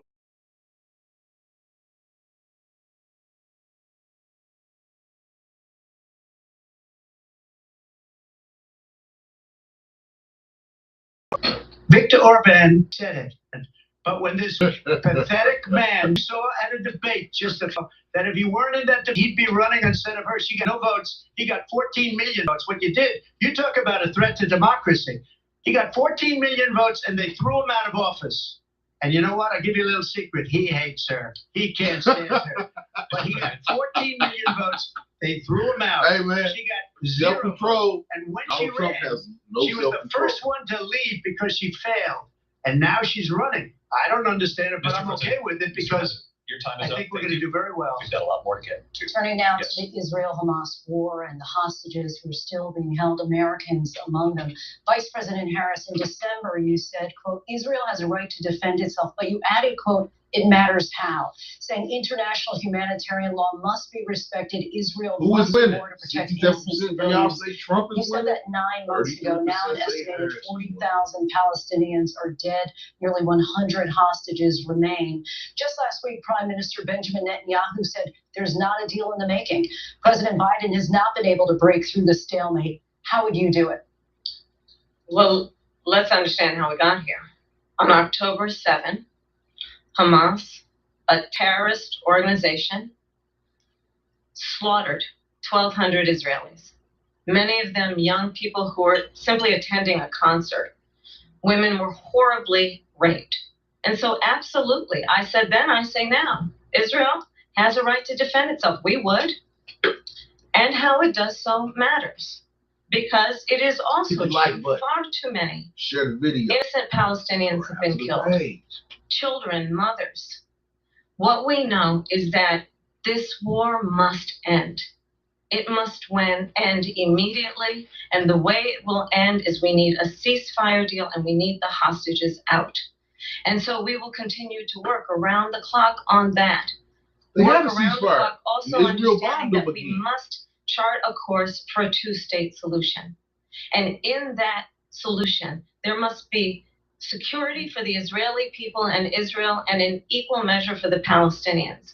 But the one thing I will assure you always, I will always give Israel the ability to defend itself, in particular as it relates to Iran and any threat that Iran and its proxies pose to Israel. But we must have a two-state solution where we can rebuild Gaza, where the Palestinians have security, self-determination, and the dignity they so rightly deserve. Y'all blow they President Trump, blow how they would you they negotiate blow they with city up every Netanyahu 4 years. and also Hamas in order to get the hostages out and prevent the killing of more innocent civilians in Gaza? If I were president, it would have never started. Marshall Outlet said, all I can say is the known devil is better than an unknown I know devil. Putin very well. He would have never, and there was no threat of it either, by the way, for 4 years, have gone into Ukraine and killed millions of people when you add it up. Far worse than people understand what's going on over there. But when she mentions about Israel, all of a sudden, she hates Israel. She wouldn't even meet with Netanyahu when he went to Congress to make a very important speech. She refused to be there because she was at a sorority party of hers. She wanted to go to the sorority party. She hates Israel. If she's president, I believe that Israel will not exist within 2 years from now. And I've been pretty good at predictions, and I hope I'm wrong about that one. Israel will not She exist. hates Israel. At the same time, in her own way, she hates the Arab population because the whole place is going to get blown up. Arabs, Jewish people, Israel will be gone. It would have never happened. Iran was broke under Donald Trump. Now Iran has $300 billion because they took off all the sanctions that I had. Iran had no money for Hamas or Hezbollah or any of the 28 different spheres of terror. And they are spheres of terror, horrible terror. They had no money. It was a big story, and you know it. You covered it very well, actually. They had no money for terror. They were broke. Now they're a rich nation, and now what they're doing is they're spreading that money around. Look at what's happening with the Houthis and Yemen. Look at what's going on in the Middle East. This would have never happened. I will get that settled and fast, and I'll get the war with Ukraine and Russia ended. If I'm president-elect, I'll get it done before even becoming president. Vice President Harris. Wow. Israel That's absolutely not true. I have my entire career and life supported Israel and the Israeli people. He knows that. He's trying to, again, divide and distract from the reality, which is it is very well known that Donald Trump is weak and wrong on national security and foreign policy. It is well known that he admires dictators, wants to be a dictator on day one, according to himself. It is well known that he said of Putin that he can do whatever the hell he wants and go into Ukraine. It is well known that he said when Russia went into Ukraine, it was brilliant. It is well known he exchanged love letters with Kim Jong-un. And it is absolutely well known that these dictators and autocrats are rooting for you to be president again because they're so clear. They can manipulate you with flattery and favors. And that is why so many military leaders who you have worked with have told me you are a disgrace. That is why we understand that we have to have a president who is not consistently weak and wrong on national security, including the importance of upholding and respecting in highest regard our military. Vice President Harris, thank you. They're the ones, and she's the one that caused it, that's weak on national security by allowing every nation last month for the year, 168 different countries sending people into our country. Their crime rates are way down. Putin endorsed her last week, said, I hope she wins. And I think he meant it because what he's gotten away with is absolutely incredible. It wouldn't have happened with me. The leaders of other countries think that they're weak and incompetent, and they are. They're grossly incompetent.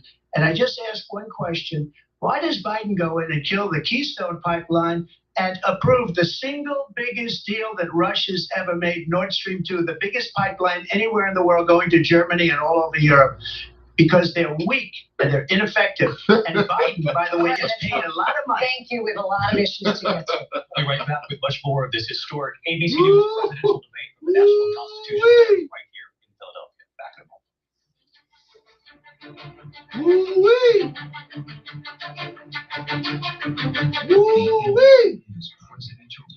The first 45 minutes was action-packed.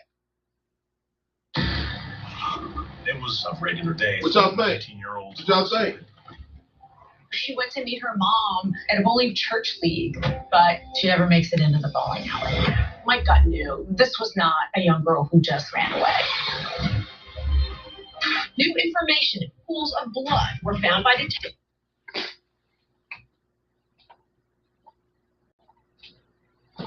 I'll cut this sound back on when it starts back up. So, how y'all feel about the first hour?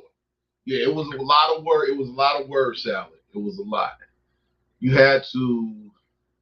It was a lot of rhetoric. The mudslinging, there was mudslinging, but the mudslinging was on the covert. It was on the covert level.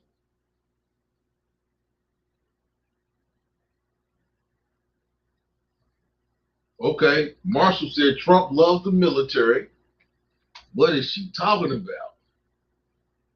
So the first hour, who has the advantage going into the second half of the debate? I think it's close. It's close. It's close. Kamala Harris is she's holding her own. Kamala Harris is holding her own. Kamala Harris, she's holding her own. She's doing better than I thought she would. She's doing better than I thought she would.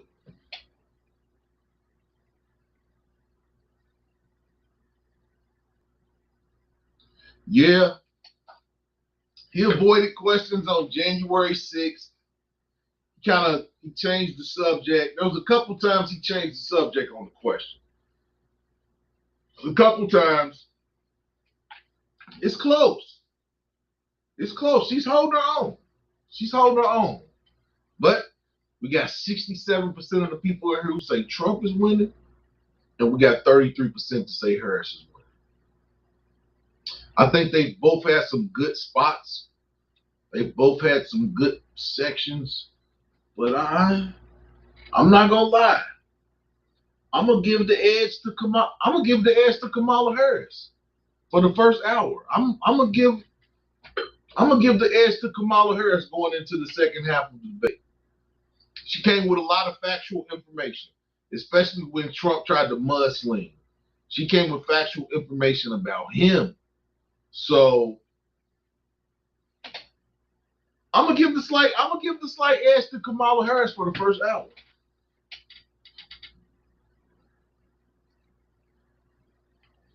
China's PM, Marshall said China's PM back in 2016 said that he hopes that Trump doesn't win because he's going to be tough for us to deal with him.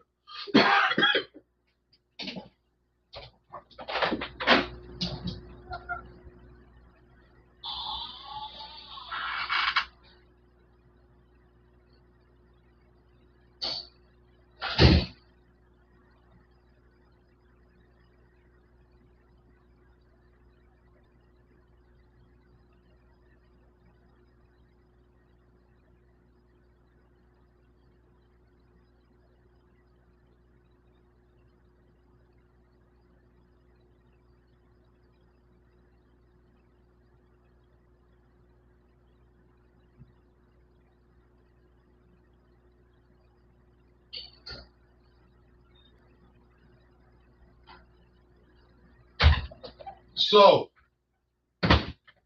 what are the topics they're going to talk about in the second half of the debate? What are the topics going to be?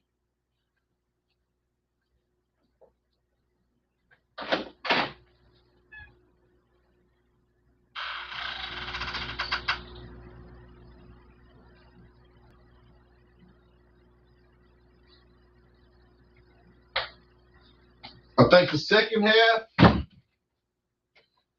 think the second half of the debate, they're really going to get into the financial, immigration and financials.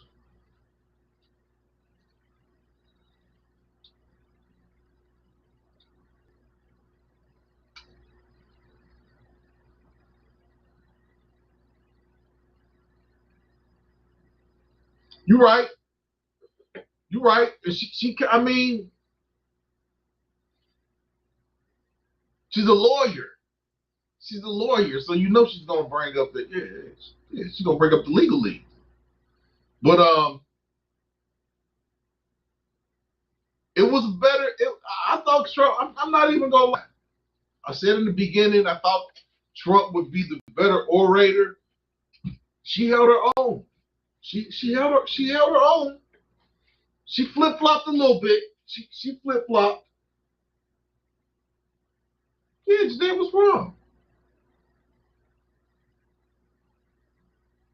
No, I had to go. Yeah, I just had to run to the men's room real quick. Nothing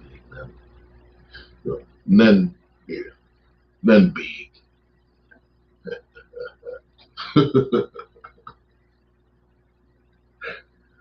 Okay, we're back. We're back. We cut the sound back up.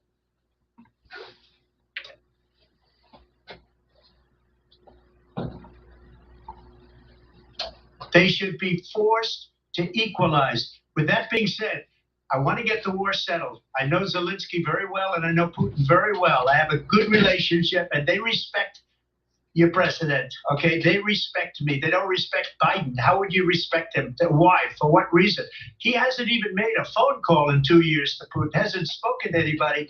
They don't even try and get it. That is a war that's dying to be settled. I will get it settled before I even become president. If I win, when I'm president-elect, and what I'll do is I'll speak to one, I'll speak to the other, I'll get them together. That war would have never happened. And in fact, when I saw Putin after I left, unfortunately left because our country has gone to hell. But after I left, when I saw him building up soldiers, he did it after I left. I said, oh, he must be negotiating. It must be a good, strong point of negotiation. Well, it wasn't, because Biden had no idea how to talk to him. He had no idea how to stop it. And now you have millions of people dead, and it's only getting worse, and it could lead to World War III. Don't kid yourself, David. We're playing with World War III, and we have a president that we don't even know if he's. Where is our president?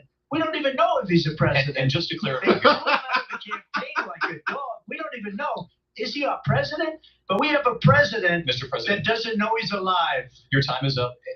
Just to clarify the question, do you believe it's in the U.S. best interest for Ukraine to win this war? He just I say think this. it's the U.S. best interest. Biden doesn't know he's alive. Just get it done. All right. Negotiate a deal, because we have to stop all of these human lives from being destroyed. I want to take this to Vice President Harris. I want to get your thoughts on support for Ukraine in this moment, but also as Commander-in-Chief, if elected, how would you deal with Vladimir Putin, and would it be any different from what we're seeing from President Biden? Well, first of all, it's important to remind the former president you're not running against Joe Biden, you're running against me. I believe the reason that Donald Trump says that this war would be over within 24 hours is because he would just give it up. And that's not who we are as Americans. Let's understand what happened here. I actually met with Zelensky a few days before Russia invaded, tried through force to change territorial boundaries, to defy one of the most important international rules and norms, which is the importance of sovereignty and territorial integrity. And I met with President Zelensky. I shared with him American intelligence about how he could defend himself. Days later, I went to NATO's eastern flank, to Poland and Romania. And through the work that I and others did, we brought 50 countries together to support Ukraine in its righteous defense. And because of our support, because of the air defense, the ammunition, the artillery, the javelins, the Abrams tanks that we have provided, Ukraine stands as an independent and free country. If Donald Trump were president, Putin would be sitting in Kyiv right now. And understand what that would mean, because Putin's agenda is not just about Ukraine. Understand why the European allies and our NATO allies are so thankful that you are no longer president, and that we understand the importance of the greatest military alliance the world has ever known, which is NATO, and what we have done to preserve the ability of Zelensky and the Ukrainians to fight for their independence. Otherwise, Putin would be sitting in Kyiv with his eyes on the rest of Europe, starting with Poland. And why don't you tell the 800,000 Polish Americans right here in Pennsylvania how quickly you would give up for the sake of favor and what you think is a friendship with what is known to be a dictator who would eat you for lunch. Vice President Harris, Hitting him with them gut punches. Got the boxing gloves on my. Got the boxing gloves on my thumbnail for a reason. He's boxing them right now. Please, I'll give you a minute here. So are no black agenda. In Moscow, and he wouldn't have lost 300,000 men and women, but he would have been sitting in Moscow. Quiet, please. He would have been sitting in Moscow. Please. Much happier than he is right now. But eventually, he's got a thing that other people don't have. He's got nuclear weapons. They don't ever talk about Trump is crazy. Nobody ever thinks about that. And eventually, maybe he'll use them, and maybe he hasn't been that threatening, but he does have that. Something we don't even like to talk about. Nobody likes to talk about it. But just so you understand, they sent her to negotiate peace before this war started. 3 days later, he went in and he started the war because everything they said was weak and stupid. They said the wrong things. That war should have never started. She was the emissary. They sent her in to negotiate with Zelensky and Putin, and she did. And the war started 3 days later. And that's the kind of talent we have with her. She's worse than Biden. In my opinion, I think he's the worst president in the history of our country. She goes down as the worst vice president in the history of our country. But let me tell you something. She is a horrible negotiator. They sent her in to negotiate as soon as they left. Putin did the invasion. President Trump, thank you. You did bring up something. You said she went to negotiate with Vladimir Putin. Vice President Harris, have you ever met Vladimir Putin? Can you clarify tonight? Yet again, I said at the beginning of this debate, you're going to hear a bunch of lies coming from this show. And that is another one. When I went to meet with President Zelensky, and I met with him over 5 times, the reality is it has been about standing as America always should, as a leader upholding international rules and norms, as a leader who shows strength understanding that the alliances we have around the world are dependent on our ability to look out for our friends and not favor our enemies because you adore strongmen instead of caring about democracy. And I can't even turn.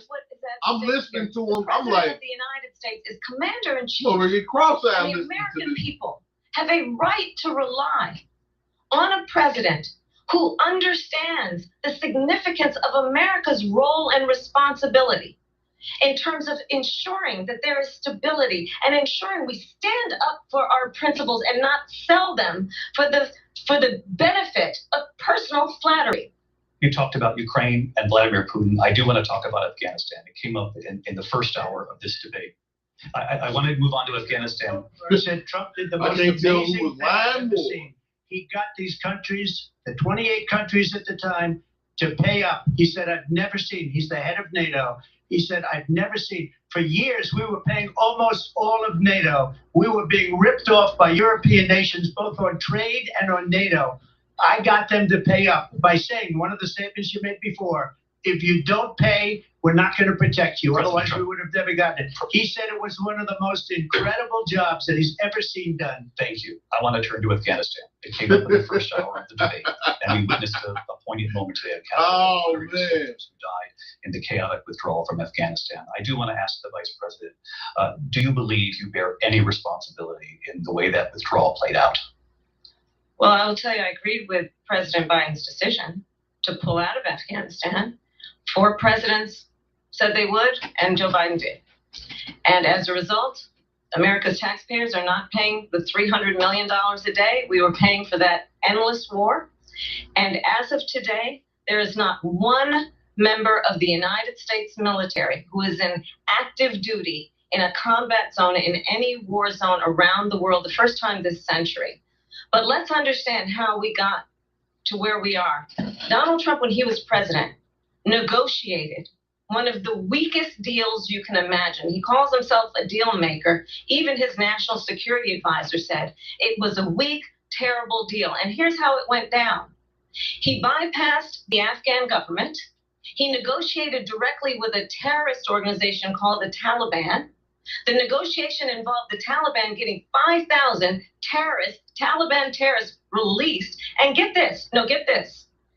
And the president at the time invited the Taliban to Camp David. She got thrown in.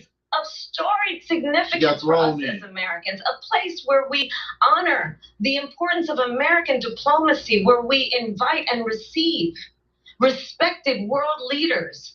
And this former president, she didn't even know what she was going to Camp David because he does not again appreciate the role and responsibility. And they're like she was about to call him a cuss word or something. To be commander-in-chief with a level of respect. And this gets back to the point of how he has consistently disparaged and demeaned members of our military, fallen soldiers, and the work that we must do to uphold the strength and the respect of the United States of America around the world. Vice President Harris, thank you. President Trump, your response to her saying that you began the negotiations with the Taliban. So, if you take a look at that period of time, the Taliban was killing our soldiers, a lot of them, with snipers. And I got involved with the Taliban because the Taliban was doing the killing. That's the fighting force within Afghanistan. They don't bother doing that because, they deal with the wrong people all the time. But I got involved. And Abdul is the head of the Taliban. He is still the head of the Taliban. And I told Abdul, don't do it anymore. You do it anymore, you're going to have problems. And he said, why do you send me a picture of my house? I said, you're going to have to figure that out, Abdul. And for 18 months, we had nobody killed.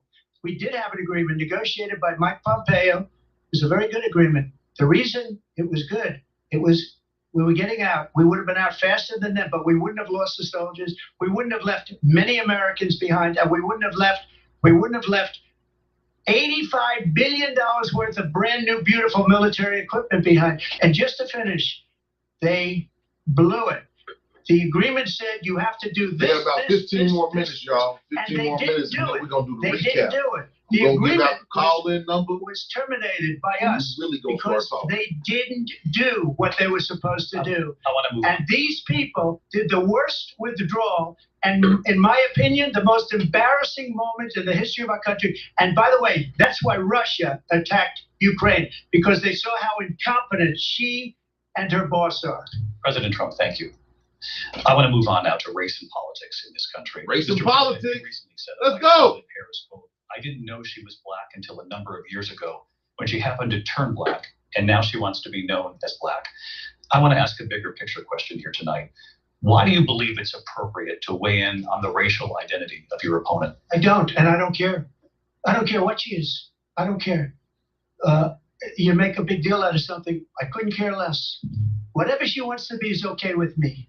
But those were your words. So I don't know. I don't know. I mean, all I can say is I read where she was not black, that she put out, and I'll say that. And then I read that she was black, and that's okay. Either one was okay with me. That's up to her. That's up to her. Vice President Harris, your thoughts on this? I think it's, I mean, honestly, I think it's a tragedy that we have someone who wants to be president who has consistently, over the course of his career, attempted to use race to divide the American people. You know, I do believe that the vast majority of us know that we have so much more. No, in just common say if you're than black or we not. want. You could just end the whole That's kind of this conversation. approach that is just constantly You're not trying black. to divide us, and especially by race. And let's remember how Donald Trump started. He was She ain't black. land. He owned land. He owned buildings, and he was investigated because he refused to rent property to black families.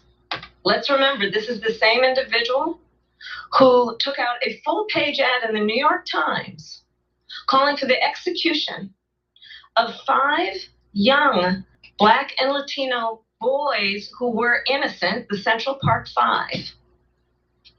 Took out a full-page ad calling for their execution. This is the same individual who spread birther lies about the first black president of the United States. And I think the American people want better than that, want better than this, want someone who understands, as I do. I travel our country. We see in each other a friend. We see in each other a neighbor. We don't want a leader who is constantly trying to have Americans point their fingers at each other. I meet with people all the time who tell me, can we please just have discourse about how we're going to invest in the aspirations and the ambitions and the dreams of the American people? Knowing that regardless of people's color or the language their grandmother speaks, we all have the same dreams and aspirations and want a president who invests in those, not in hate and division. But you can't be running around here pretending like you're black. You can't. She didn't address if she's black or not, did she? In the history of our country, there's never been anything like it. They're destroying our country, and they come up with things like what she just said. Going back many, many years, when a lot of people, including Mayor Bloomberg, agreed with me on the Central Park 5, they admitted, they said, they pled guilty. And I said, well, if they pled guilty, they badly hurt a person, killed a person ultimately. And if they pled guilty, then they pled, we're not guilty. But this is a person that has to stretch back years, 40, 50 years ago, because there's nothing now. I built one of the greatest economies in the history of the world, and I'm going to build it again. It's going to be bigger, better, and stronger. Right. Exactly. They have no idea what a good economy is. Their oil policies, every single policy. And remember this, she is Biden. You know, she's trying to get away from Biden. I don't know the gentleman. She says, she is Biden. The worst inflation we've ever had. A horrible economy because inflation has made it so bad. And she can't get away with that. And Jamaicans don't say they're black. They say they're Jamaican. Clearly, I am not Joe Biden, and I am certainly not Donald Trump. And what I do offer is a new generation of leadership for our country. One who believes in what is possible, one who brings a sense of optimism about what we can do instead of always disparaging the American people I believe in what we can do to strengthen our small businesses, which is why I have a plan. Let's talk about our plans and let's compare the plans.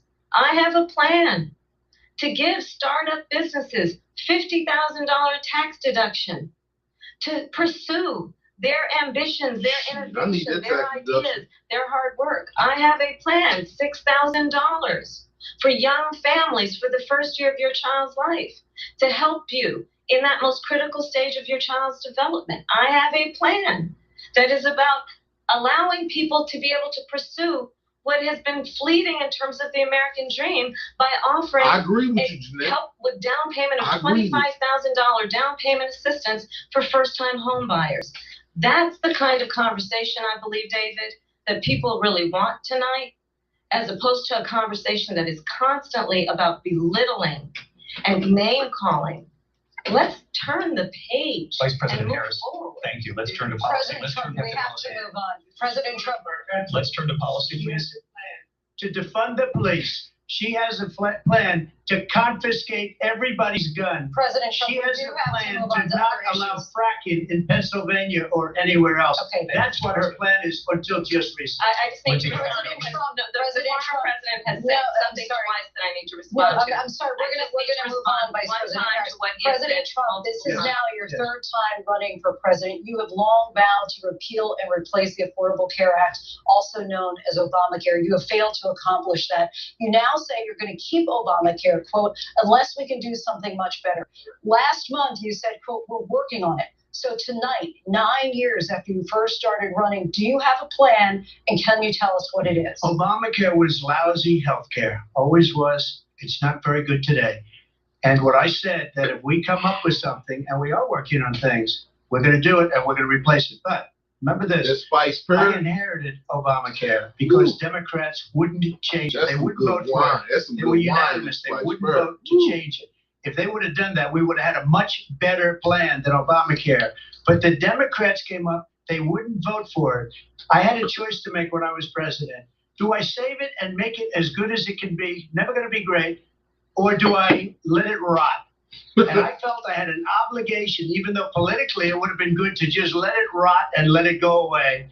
I decided, and I told my people, the top people, and they're very good people. I have a lot of good people in that administration. We read about the bad ones. We had some real bad ones too, and so do they. They have really bad ones. The difference is they don't get rid of them. But let me just explain. I had a choice to make. Do I save it and make it as good as it can be, or do I let it rot? And I saved it. I did the right thing.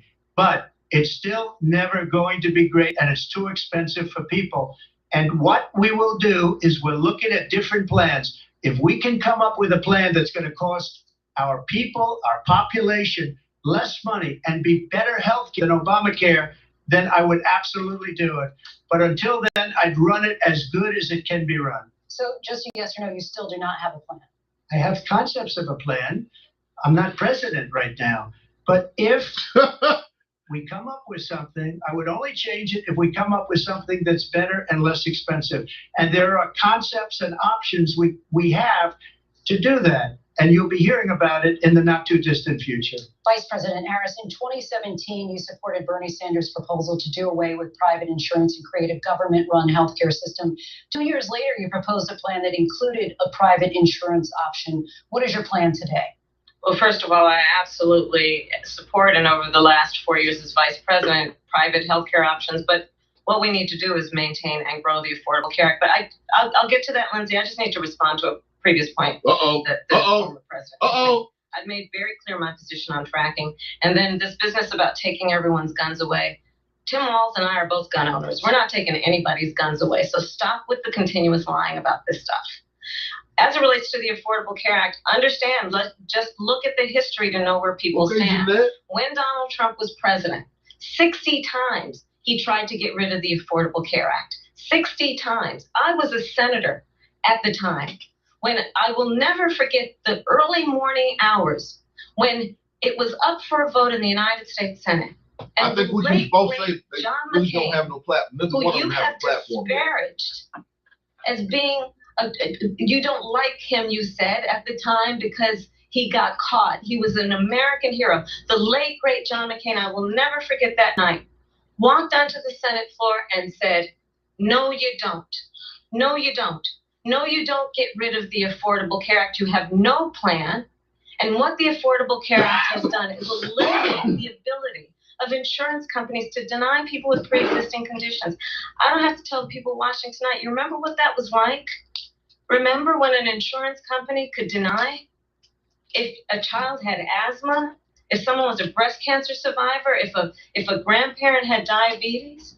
And thankfully, as I've been vice president and we over the last 4 years have strengthened the Affordable Care Act, we have allowed for the first time Medicare to negotiate drug prices on behalf of you, the American people. Donald Trump said he was going to allow Medicare to negotiate prices. All Americans should have free health care. We did. Like they do And now in we have Israel. capped the cost of insulin at Paid for by $35 a month. Since I've been vice president, we have capped the cost of prescription medication for seniors at $2,000 a year. And when I am president, we will do that for all people, understanding that the value I bring to this is that access to health care should be a right and not just a privilege of those who can afford it. And the plan has to be to strengthen the Affordable Care Act, not get rid of it. Vice President, Man, it should be free health Where care. Donald Trump stands on that. I want to move to an issue that's important for a She lot made of a mistake. And number one, John McCain fought Obamacare for 10 years. But it wasn't only him. It were all of the Democrats that kept it going. And you know what? We can do much better than Obamacare, much less money. But she won't improve private insurance for people, private medical insurance. That's another thing she doesn't want to get. People are paying privately for insurance that have worked hard and made money, and they want to have private. She wants everybody to be on government insurance where you wait 6 months for an operation that you need immediately. President Trump, thank you. We have another issue that we'd like to get to that's important. They might have to go over. They They said an hour. They said an hour and 30 minutes. But President Trump, with regard they to already the over environment, an hour you're and saying 30. we have to have clean air and clean water. Vice President Harris, you call climate change an existential threat. The question to you both tonight is, what would you do to fight climate change? And Vice President Harris, we'll start with you. 1 minute for you each. Well, the former president had said that climate change is a hoax.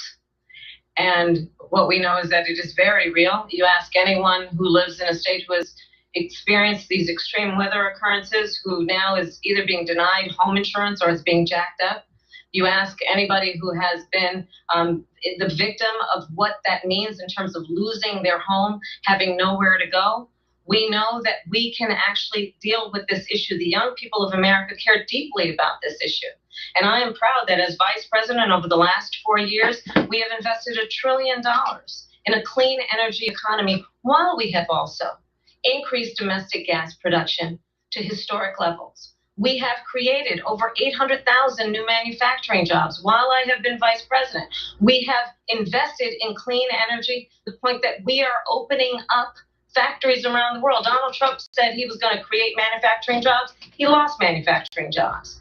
And I'm also proud to have the endorsement of the United Auto Workers and Sean Fain, who also know that part of building a clean energy economy includes investing in American-made products, American automobiles. It includes growing what we can do around American manufacturing and opening up auto plants, not closing them like happened under Donald Trump. Vice President Harris, thank you. It didn't happen under Donald Trump. That makes her Jamaican. 10,000 manufacturing jobs. That makes her just Jamaican. last month.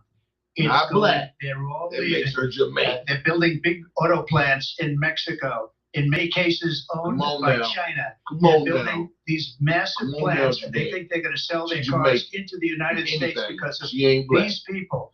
Come What they on have now. given to China is unbelievable. But we're not going to let that. We'll put tariffs on those cars so they can't come into our country, because they will kill the United Auto Workers and any auto worker, whether it's in Detroit or South Carolina or any other place. What they've done to business and manufacturing in this country is horrible.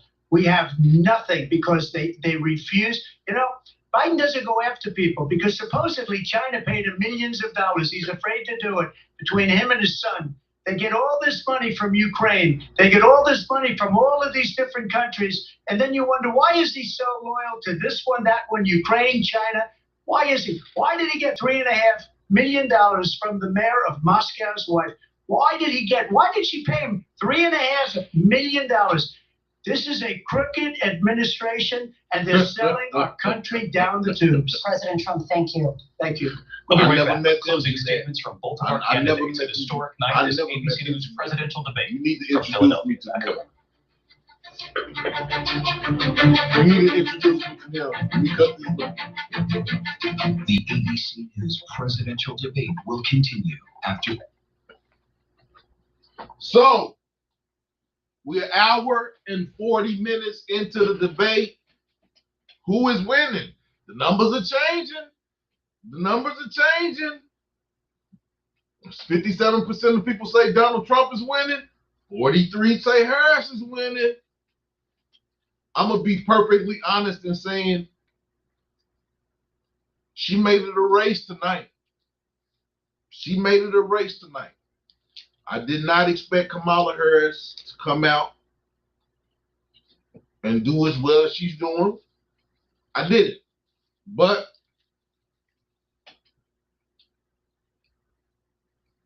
she has made it a race tonight. She's going toe to toe with him.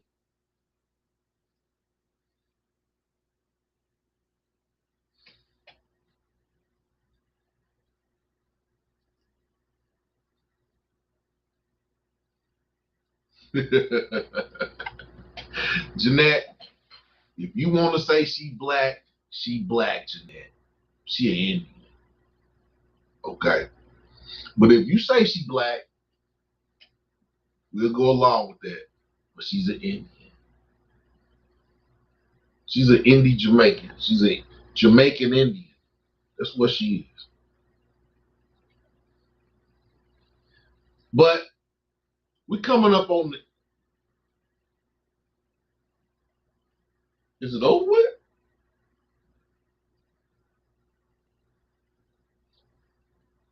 Is the debate over with? I thought they were going to a commercial break and they would come. Oh, they said they were taking 2 commercial breaks. That's the second commercial break. We're gonna see. I'm not sure yet, but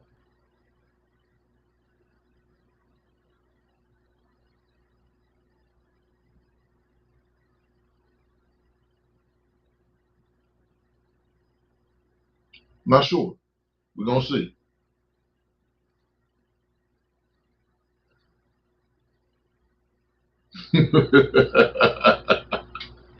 She is an American. She was born on us. She's American. She's American. She's an American. And that's And that's what we say. She's an American.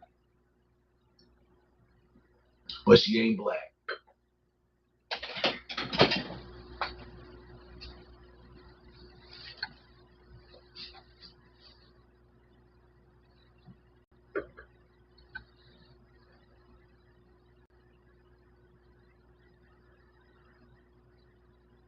That girl got a man face.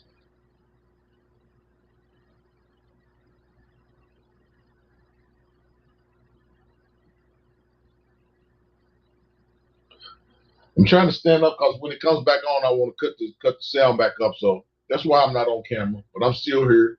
Who is winning? Have they made their platforms clear? I would say no. I would say neither one of them have even talked about a platform. It's been very, very argumentative. They've been talking about things, but it's been very argumentative. They really didn't talk a lot policy.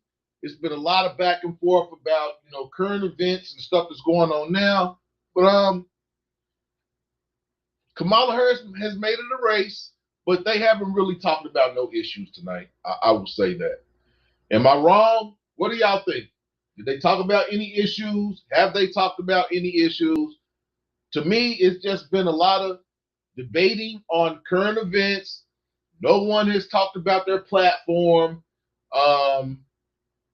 Kamala Harris has done a good job. She still has not said what her platform is, but she held her own. She's held her own.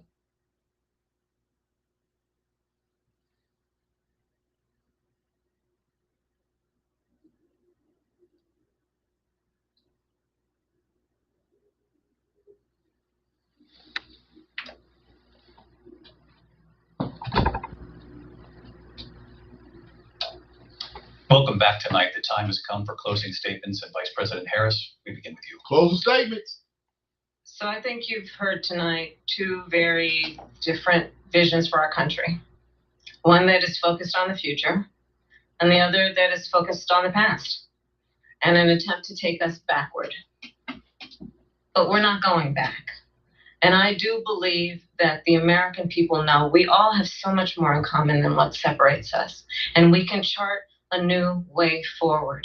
And a vision of that includes having a plan, understanding the aspirations, the dreams, the hopes, the ambition of the American people, which is why I intend to create an opportunity economy, investing in small businesses, in new families, in what we can do around protecting seniors, what we can do that is about giving hardworking folks a break and bringing down the cost of living. I believe in what we can do together that is about sustaining America's standing in the world and ensuring that we have the respect that we so rightly deserve, including respecting our military and ensuring we have the most lethal fighting force in the world. I will be a president that will protect our fundamental rights and freedoms, including the right of a woman to make decisions about her own body and not have her government tell her what to do. I'll tell you, I started my career as a prosecutor. I was a DA, I was an attorney general, a United States senator, and now vice president. I've only had one client, the people. And I'll tell you, as a prosecutor, I never asked a victim or a witness, are you a Republican or a Democrat? The only thing I ever asked them, are you okay? And that's the kind of president we need right now. Someone who cares about you and is not putting themselves first. I intend to be a president for all Americans and focus on what we can do over the next 10 and 20 years to build back up our country by investing right now in you, the American people. Vice President Harris, thank you. President Trump? So she just started by saying she's going to do this, she's going to do that, she's going to do all these wonderful things. Why hasn't she done it? She's been there for 3.5 years. They've had 3.5 years to fix the border. They've had 3.5 years to create jobs and all the things we talked about. Why hasn't she done it? She should leave right now, go down to that beautiful White House, go to the Capitol, get everyone together and do the things you want to do, but you haven't done it and you won't do it because you believe in things that the American people don't believe in. You believe in things like we're not going to frack, we're not going to take fossil fuel, we're not going to do things that are going to make this country strong, whether you like it or not. Germany tried that, and within 1 year they were back to building normal energy plants. We're not ready for it. We can't sacrifice our country for the sake of bad vision. But I just ask one simple question. Why didn't she do it? We're a failing nation. We're a nation that's in serious decline.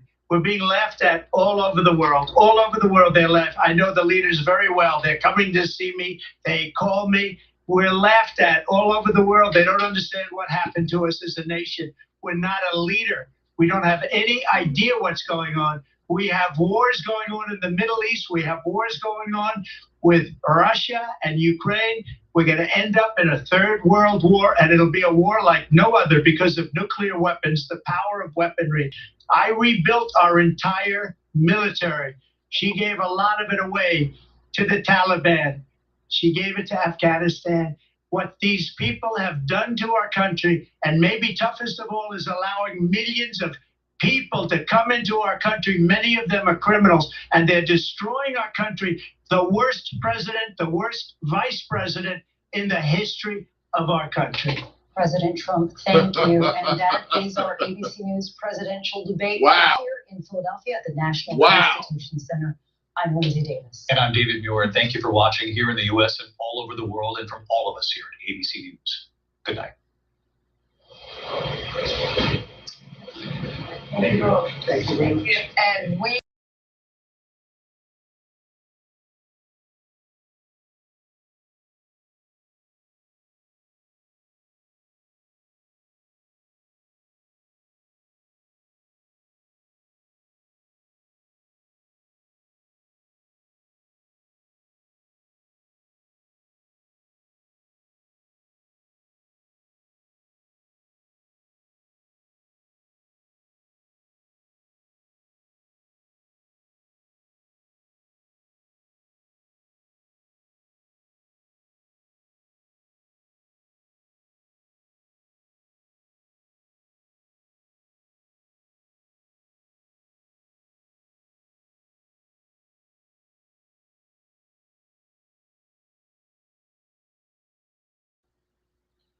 She held her own.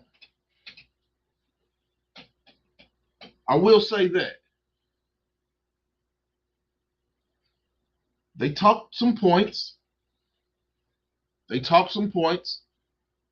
No one really outlined their platform. They didn't really outline what they were going to do going forward. I will say this. Kamala Harris held her own. She held her own because I thought that Donald Trump was going to outmaneuver her orally. Pause. But hey, she held her own. She held her own. And Mitchell said, I won't do anything that was specifically.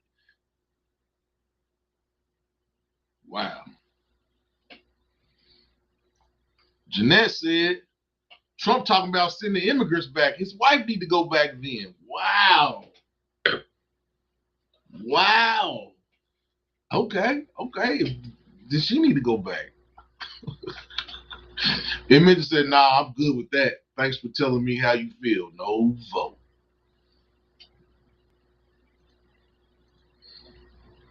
Harris was twerking for black. Oh, come on, M. Mitchell. Come on, M. Mitchell. She wasn't twerking for black votes. The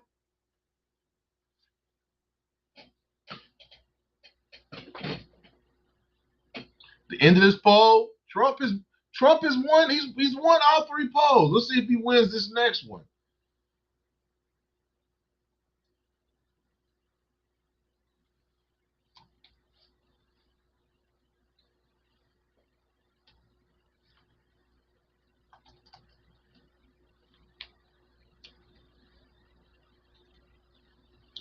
I'm not even gonna put a winner and a loser.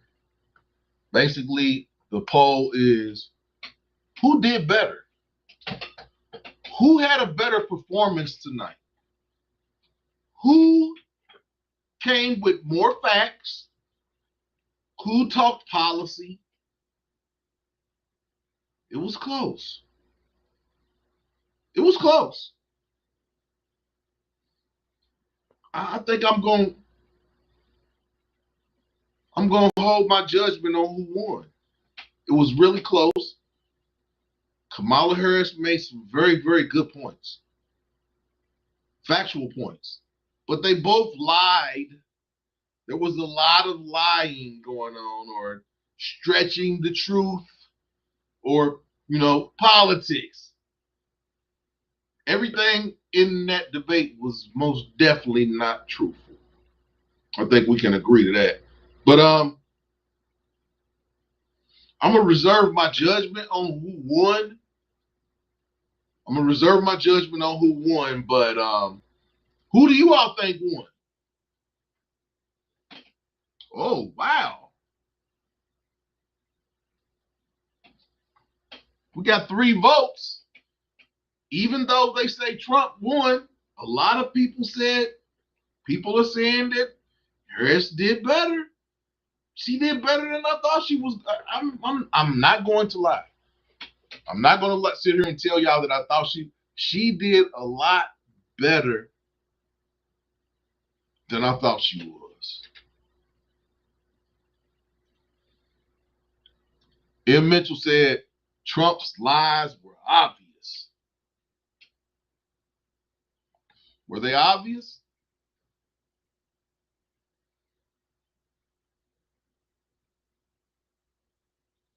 I think they both lied.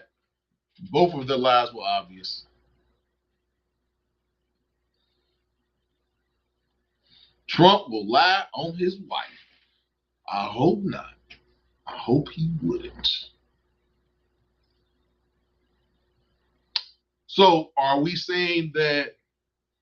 coming to a consensus that Trump won the debate, but Kamala Harris did better than expected? She held her own. I'm not going to say she won, because she her lie. They said some big lies. They said some big lies in that debate. It was some tall tales being told. They might have been tall as Paul Bunyan, but it was some tall tales being told. But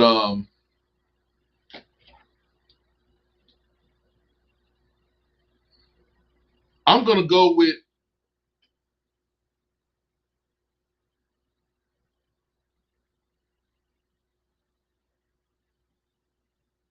I'm gonna go with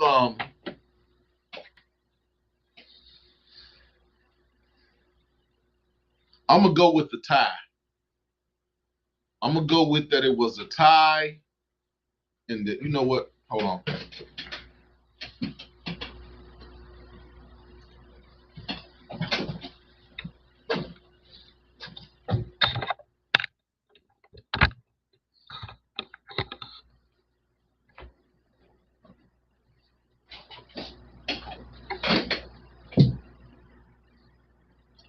YWG, I'm gonna put the link out. YWG, man, I need you to come hold court for a couple minutes, man. I need you to come keep the action going. I need your help. Yeah, I need you to keep the live going for about five or 10 minutes. I'll put the link out there. I need your help.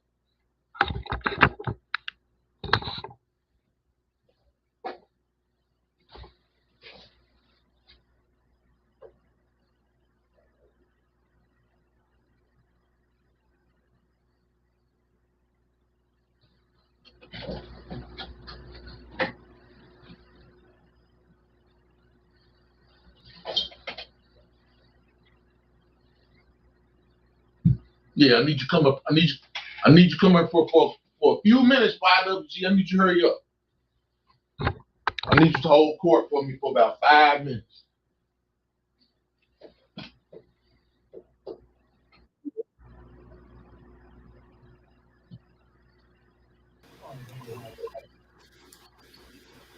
Yeah, I need you to come up for a few minutes, YWG. I need you to hurry up. Cut that down, bro. I'll be right back. About 5.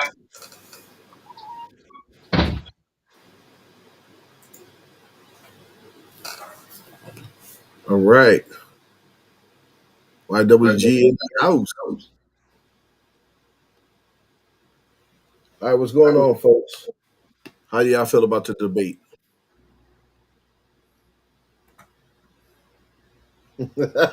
You got a bonnet on?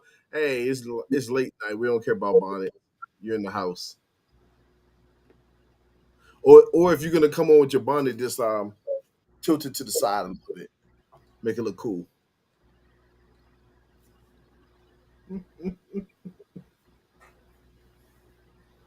How many people in here? Give me put a 1 in the chat so I can see how many people in here.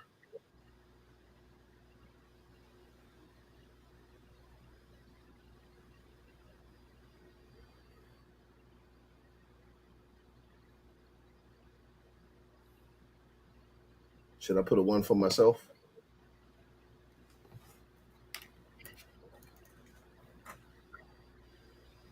Marshall, you still watching?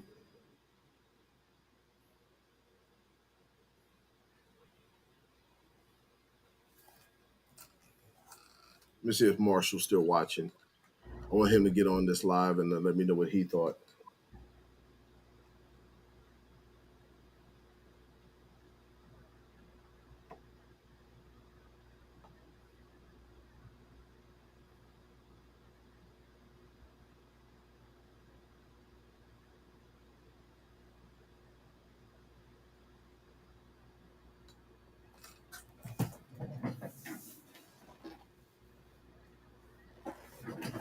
Yeah. Okay, I had to turn on them lights a little bit. All right. My impression of what I heard tonight was a lot of lies. I didn't hear anything on the black agenda, and that bothers me.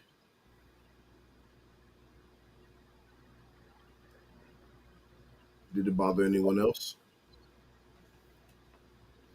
I wonder if her page is now going to have her agenda, or will it say donate? Haven't gone to Donald Trump's channel or his page yet to see what he's running on.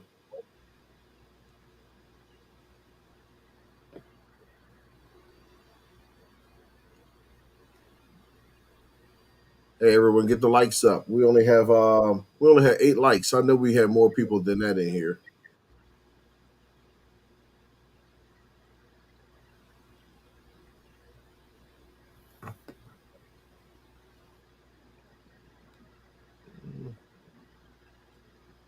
You're right, Jeanette. I thought the debate was better than I thought it would be. To be honest, it was somewhat entertaining. If you like to be entertained, so I was cool with that. It's I've never really seen Trump that calm. Usually he flies off at the handle. He starts ad libbing, go off message, start talking about ridiculous stuff. He didn't do that tonight. He was slipping a little bit though. Some of that crazy was about to come out, but for the most part, he held it together better than I thought he would. But like Maas said, I still don't know what they're offering the American people.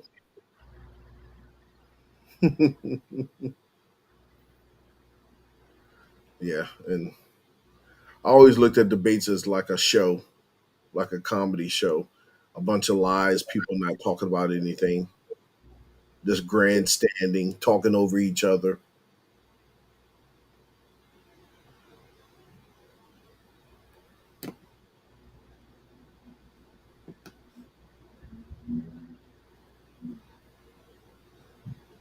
I think Moss had a pot of chicken on. He had to go check it.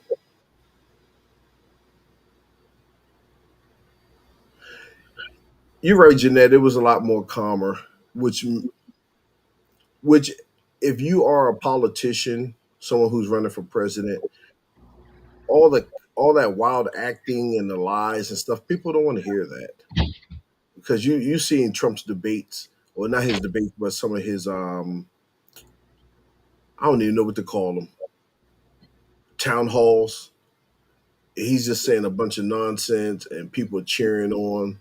So this was much calmer. Your volume's off. I can't hear you.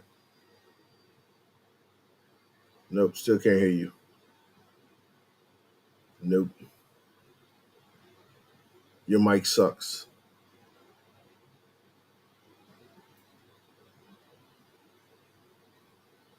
Matter of fact, I don't even know if anyone can really hear me.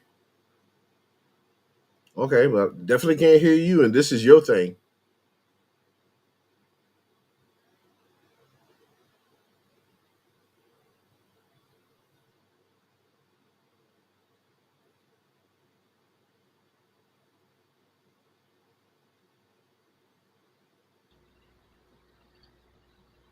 Now can you hear me?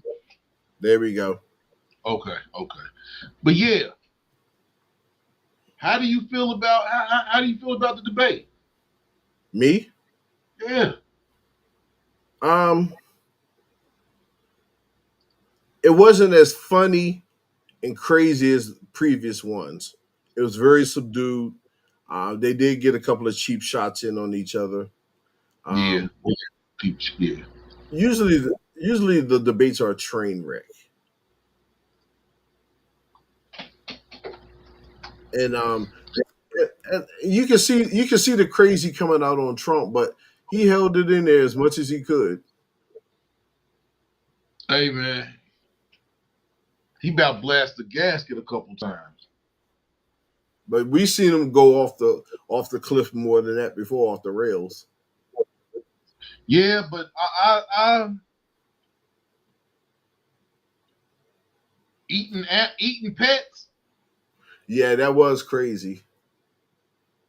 Eating pets. That took that took the cake. Yeah, they had to do something about that because they would have got sued. So we doing something new tonight.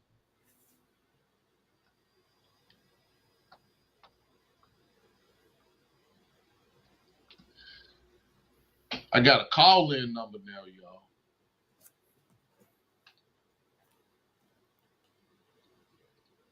So yeah, if you don't like typing and you want to call in and you want to voice your opinion, I think Jeanette's gonna call in because she's wearing a bonnet. Without cussing, I want to talk to you. So I really want to know how y'all felt about tonight. How y'all felt about tonight? I'll be honest, like I said, Kamala Harris, she made it a race tonight. She made it a race because she got her zingers in too. She got her zingers in. So the call-in number is out there. It is officially open. If you don't want to type and you would rather call in, please call in because we want to know how you feel about the debate. We are intrigued about how you feel about the debate. The numbers changed. The numbers changed over the course of the debate. The numbers changed. The numbers started out 90% Trump, 10% Kamala. Then it went to 57% Trump, 43% Kamala. And then it ended with 80% of the voters saying that Kamala Harris did better, to 20% of the people that said Trump did better. So what happened in that hour and 45 minutes to change people's mind? What you think, YWG? Well, what changed my mind is she's a terrible speaker, but she did pretty good tonight. She did better than I thought because she's horrible speaking. You know, she's Jeanette, horrible on the fly. Yeah, she is. Jeanette, you can call in. Ain't nobody gonna see you. But or you can get up. I mean, you can use the link. Just don't cut your camera on. I want to see the bonnet. I'm gonna put the link out again. If there's anybody that would like to join the panel, we would sure like to hear how you felt about how you felt about the debate. Come on up here with us and chop it up. Come chop it up. Come chop it up.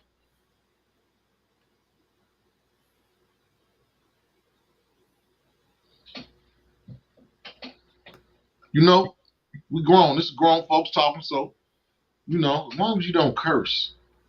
We don't do no cursing because YouTube already don't like me enough. I don't want them to not stop liking because I'm over here cursing. So yeah, this was a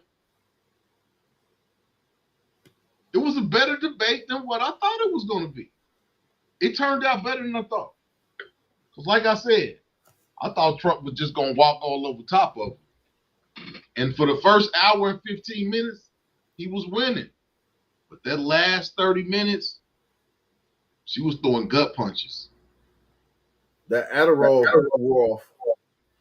She was throwing gut punches. And Trump really didn't have no answers for the questions,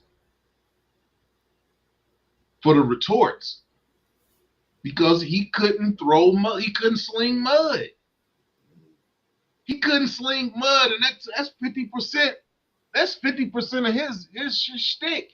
Is he gonna get on there, he gonna talk bad about you, he gonna get the public opinion down on you, and then he gonna talk his little stuff. He couldn't do that tonight.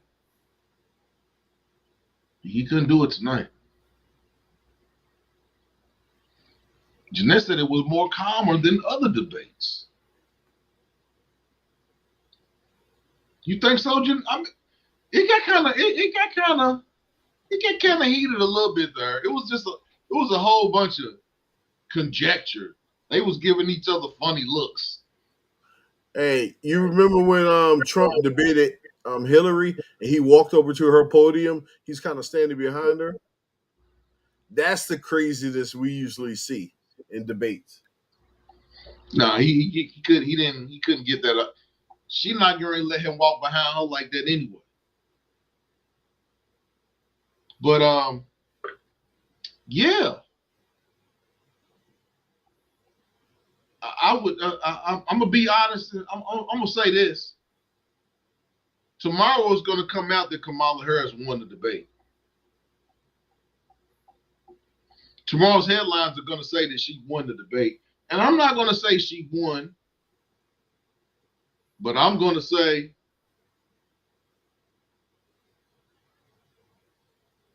I'm going to say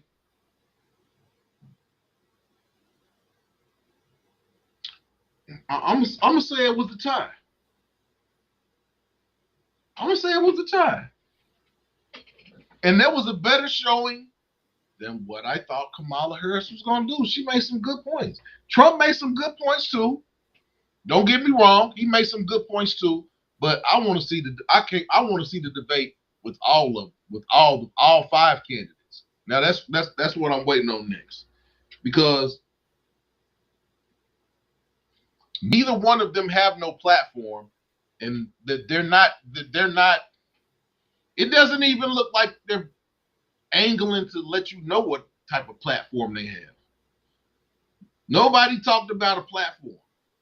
It was all talking about current events: Israel, immigrants, finance, Ukraine. Everything they talked about was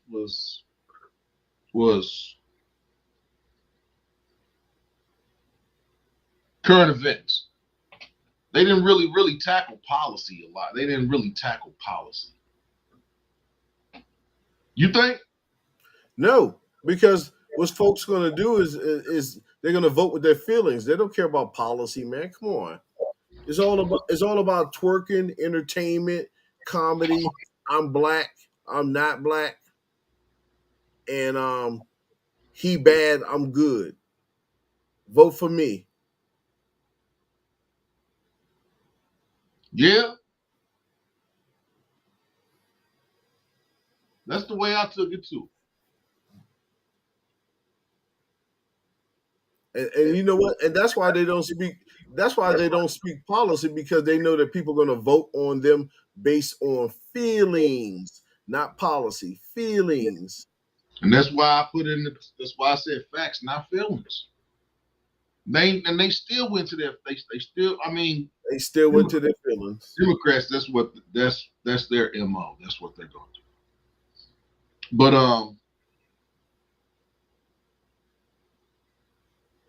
yeah, I was pleased.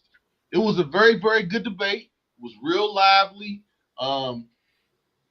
There wasn't a lot of mudslinging. The mudslinging was kind of covert.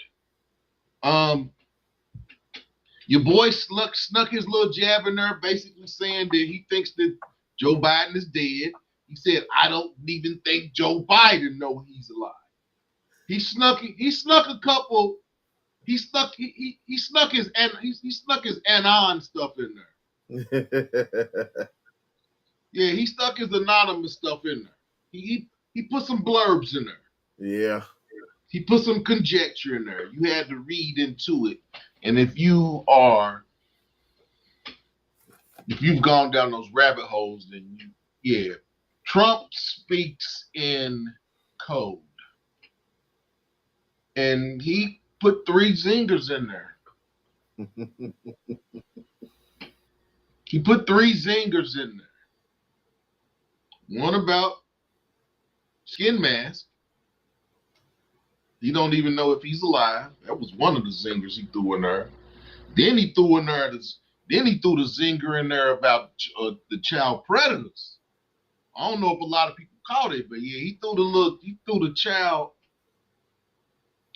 Pizzagate in there. He didn't say Pizzagate, but he threw Pizzagate in. Yeah, he called him. Hey man, Trump speaks in codes, and yeah. Jeanette said, "I voiced my opinion."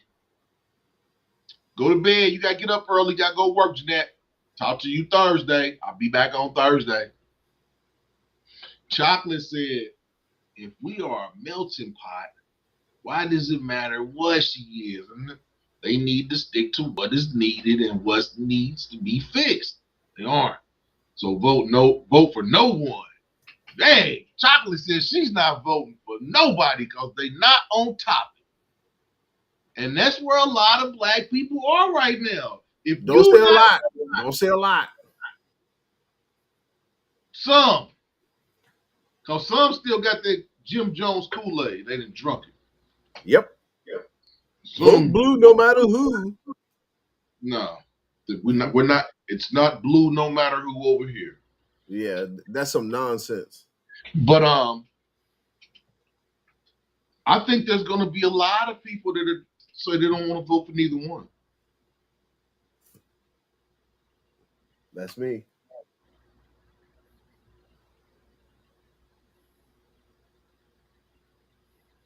I'm voting for myself because I know I will give the people what they need. I listen to the people. I'm voting for myself. Kamala did better. Kamala did better than I thought she was gonna do, and Trump didn't step up to the plate.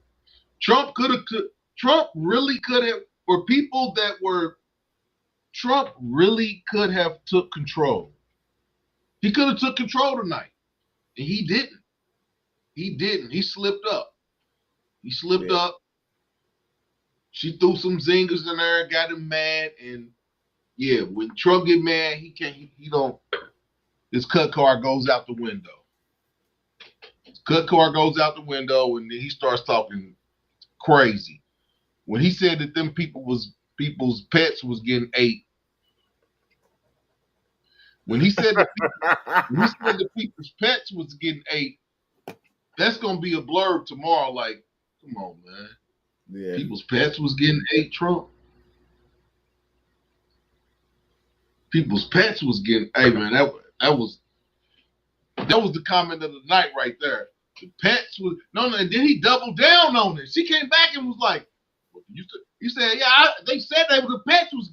I said, nah, man, you can't double down on pets getting ate, man.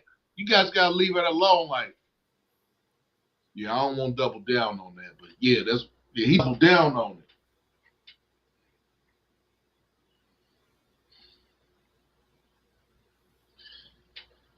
They both had good points, and they both had some good spots, and they both had some bad spots. But Kamala Harris's good spots were more numerous than her bad spots.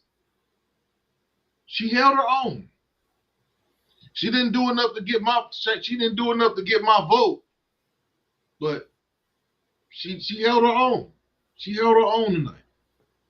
She held her own, and these are non-partial discussions that we have. I'm not for either candidate, but I'm gonna point out when I see things. And Trump might have won.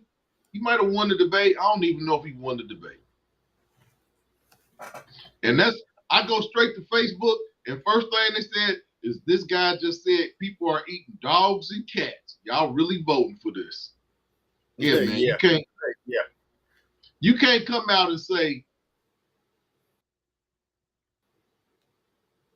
You can't come out and say people is eating cats and dogs. Yeah, I can't follow a stupid leader. You got to be smarter than me. That's just stupid. That's just as dumb as putting bleach in your body.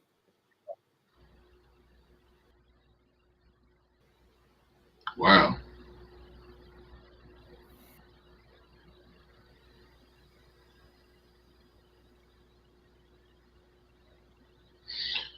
Woo! Trump might have the lead that he did have. He may have lost it. It may be. It might be neck and neck. It might. Trump was supposed to assert himself tonight. He didn't do that. He didn't do that. Anything you want to say, man?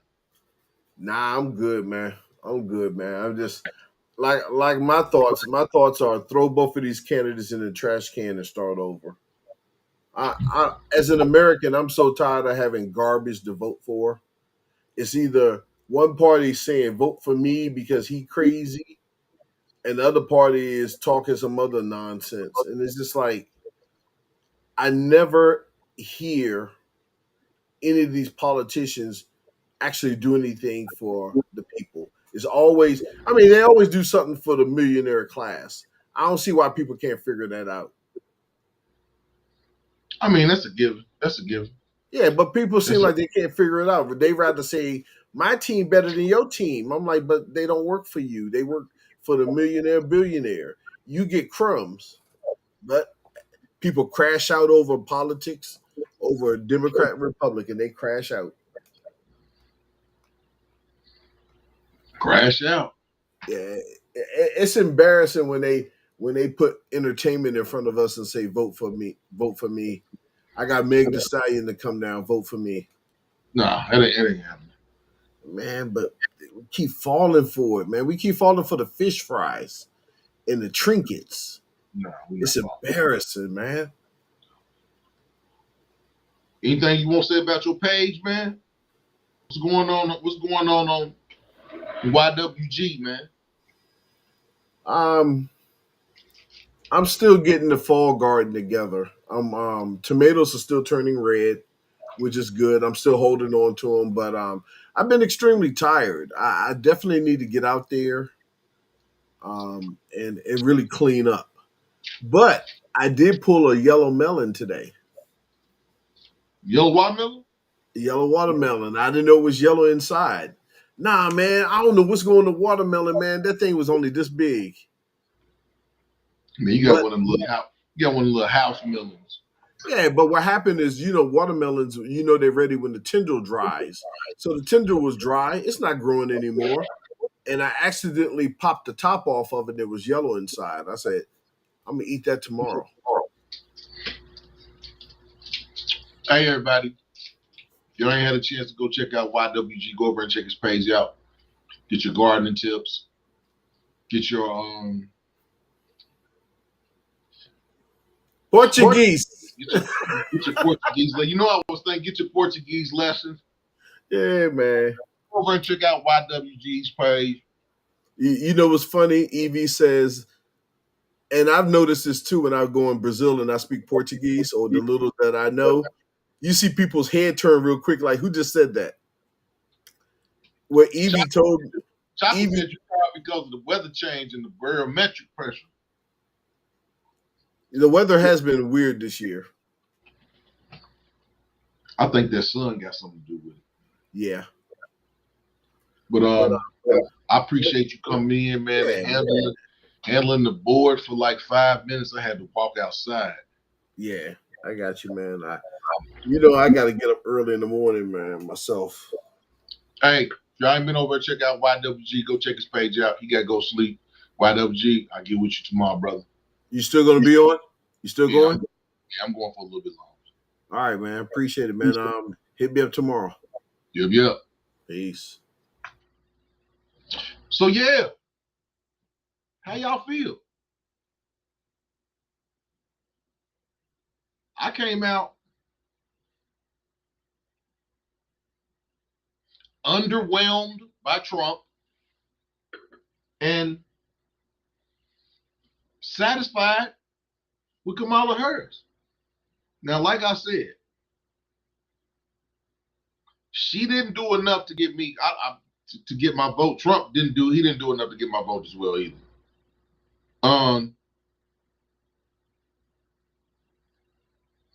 Neither one of the candidates clearly defined their platform.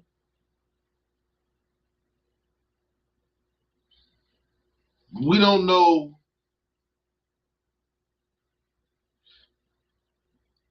I think we found out some information tonight, but there's more information that we need to to assess. But this your boy Mass Apeal. And this was the debate. Had a number that nobody called in, but hey, we'll put that to use on Thursday. But yeah, come back. We're gonna be talking about this election until we know who the winner is. We want the person that's gonna be best for American citizens. Whether that candidate is the candidate that was in the debate tonight or one of the third party candidates. We just want the candidate that's gonna do the best that they can for Americans. Make Americans feel like they're whole. And this your boy Mass Apeal.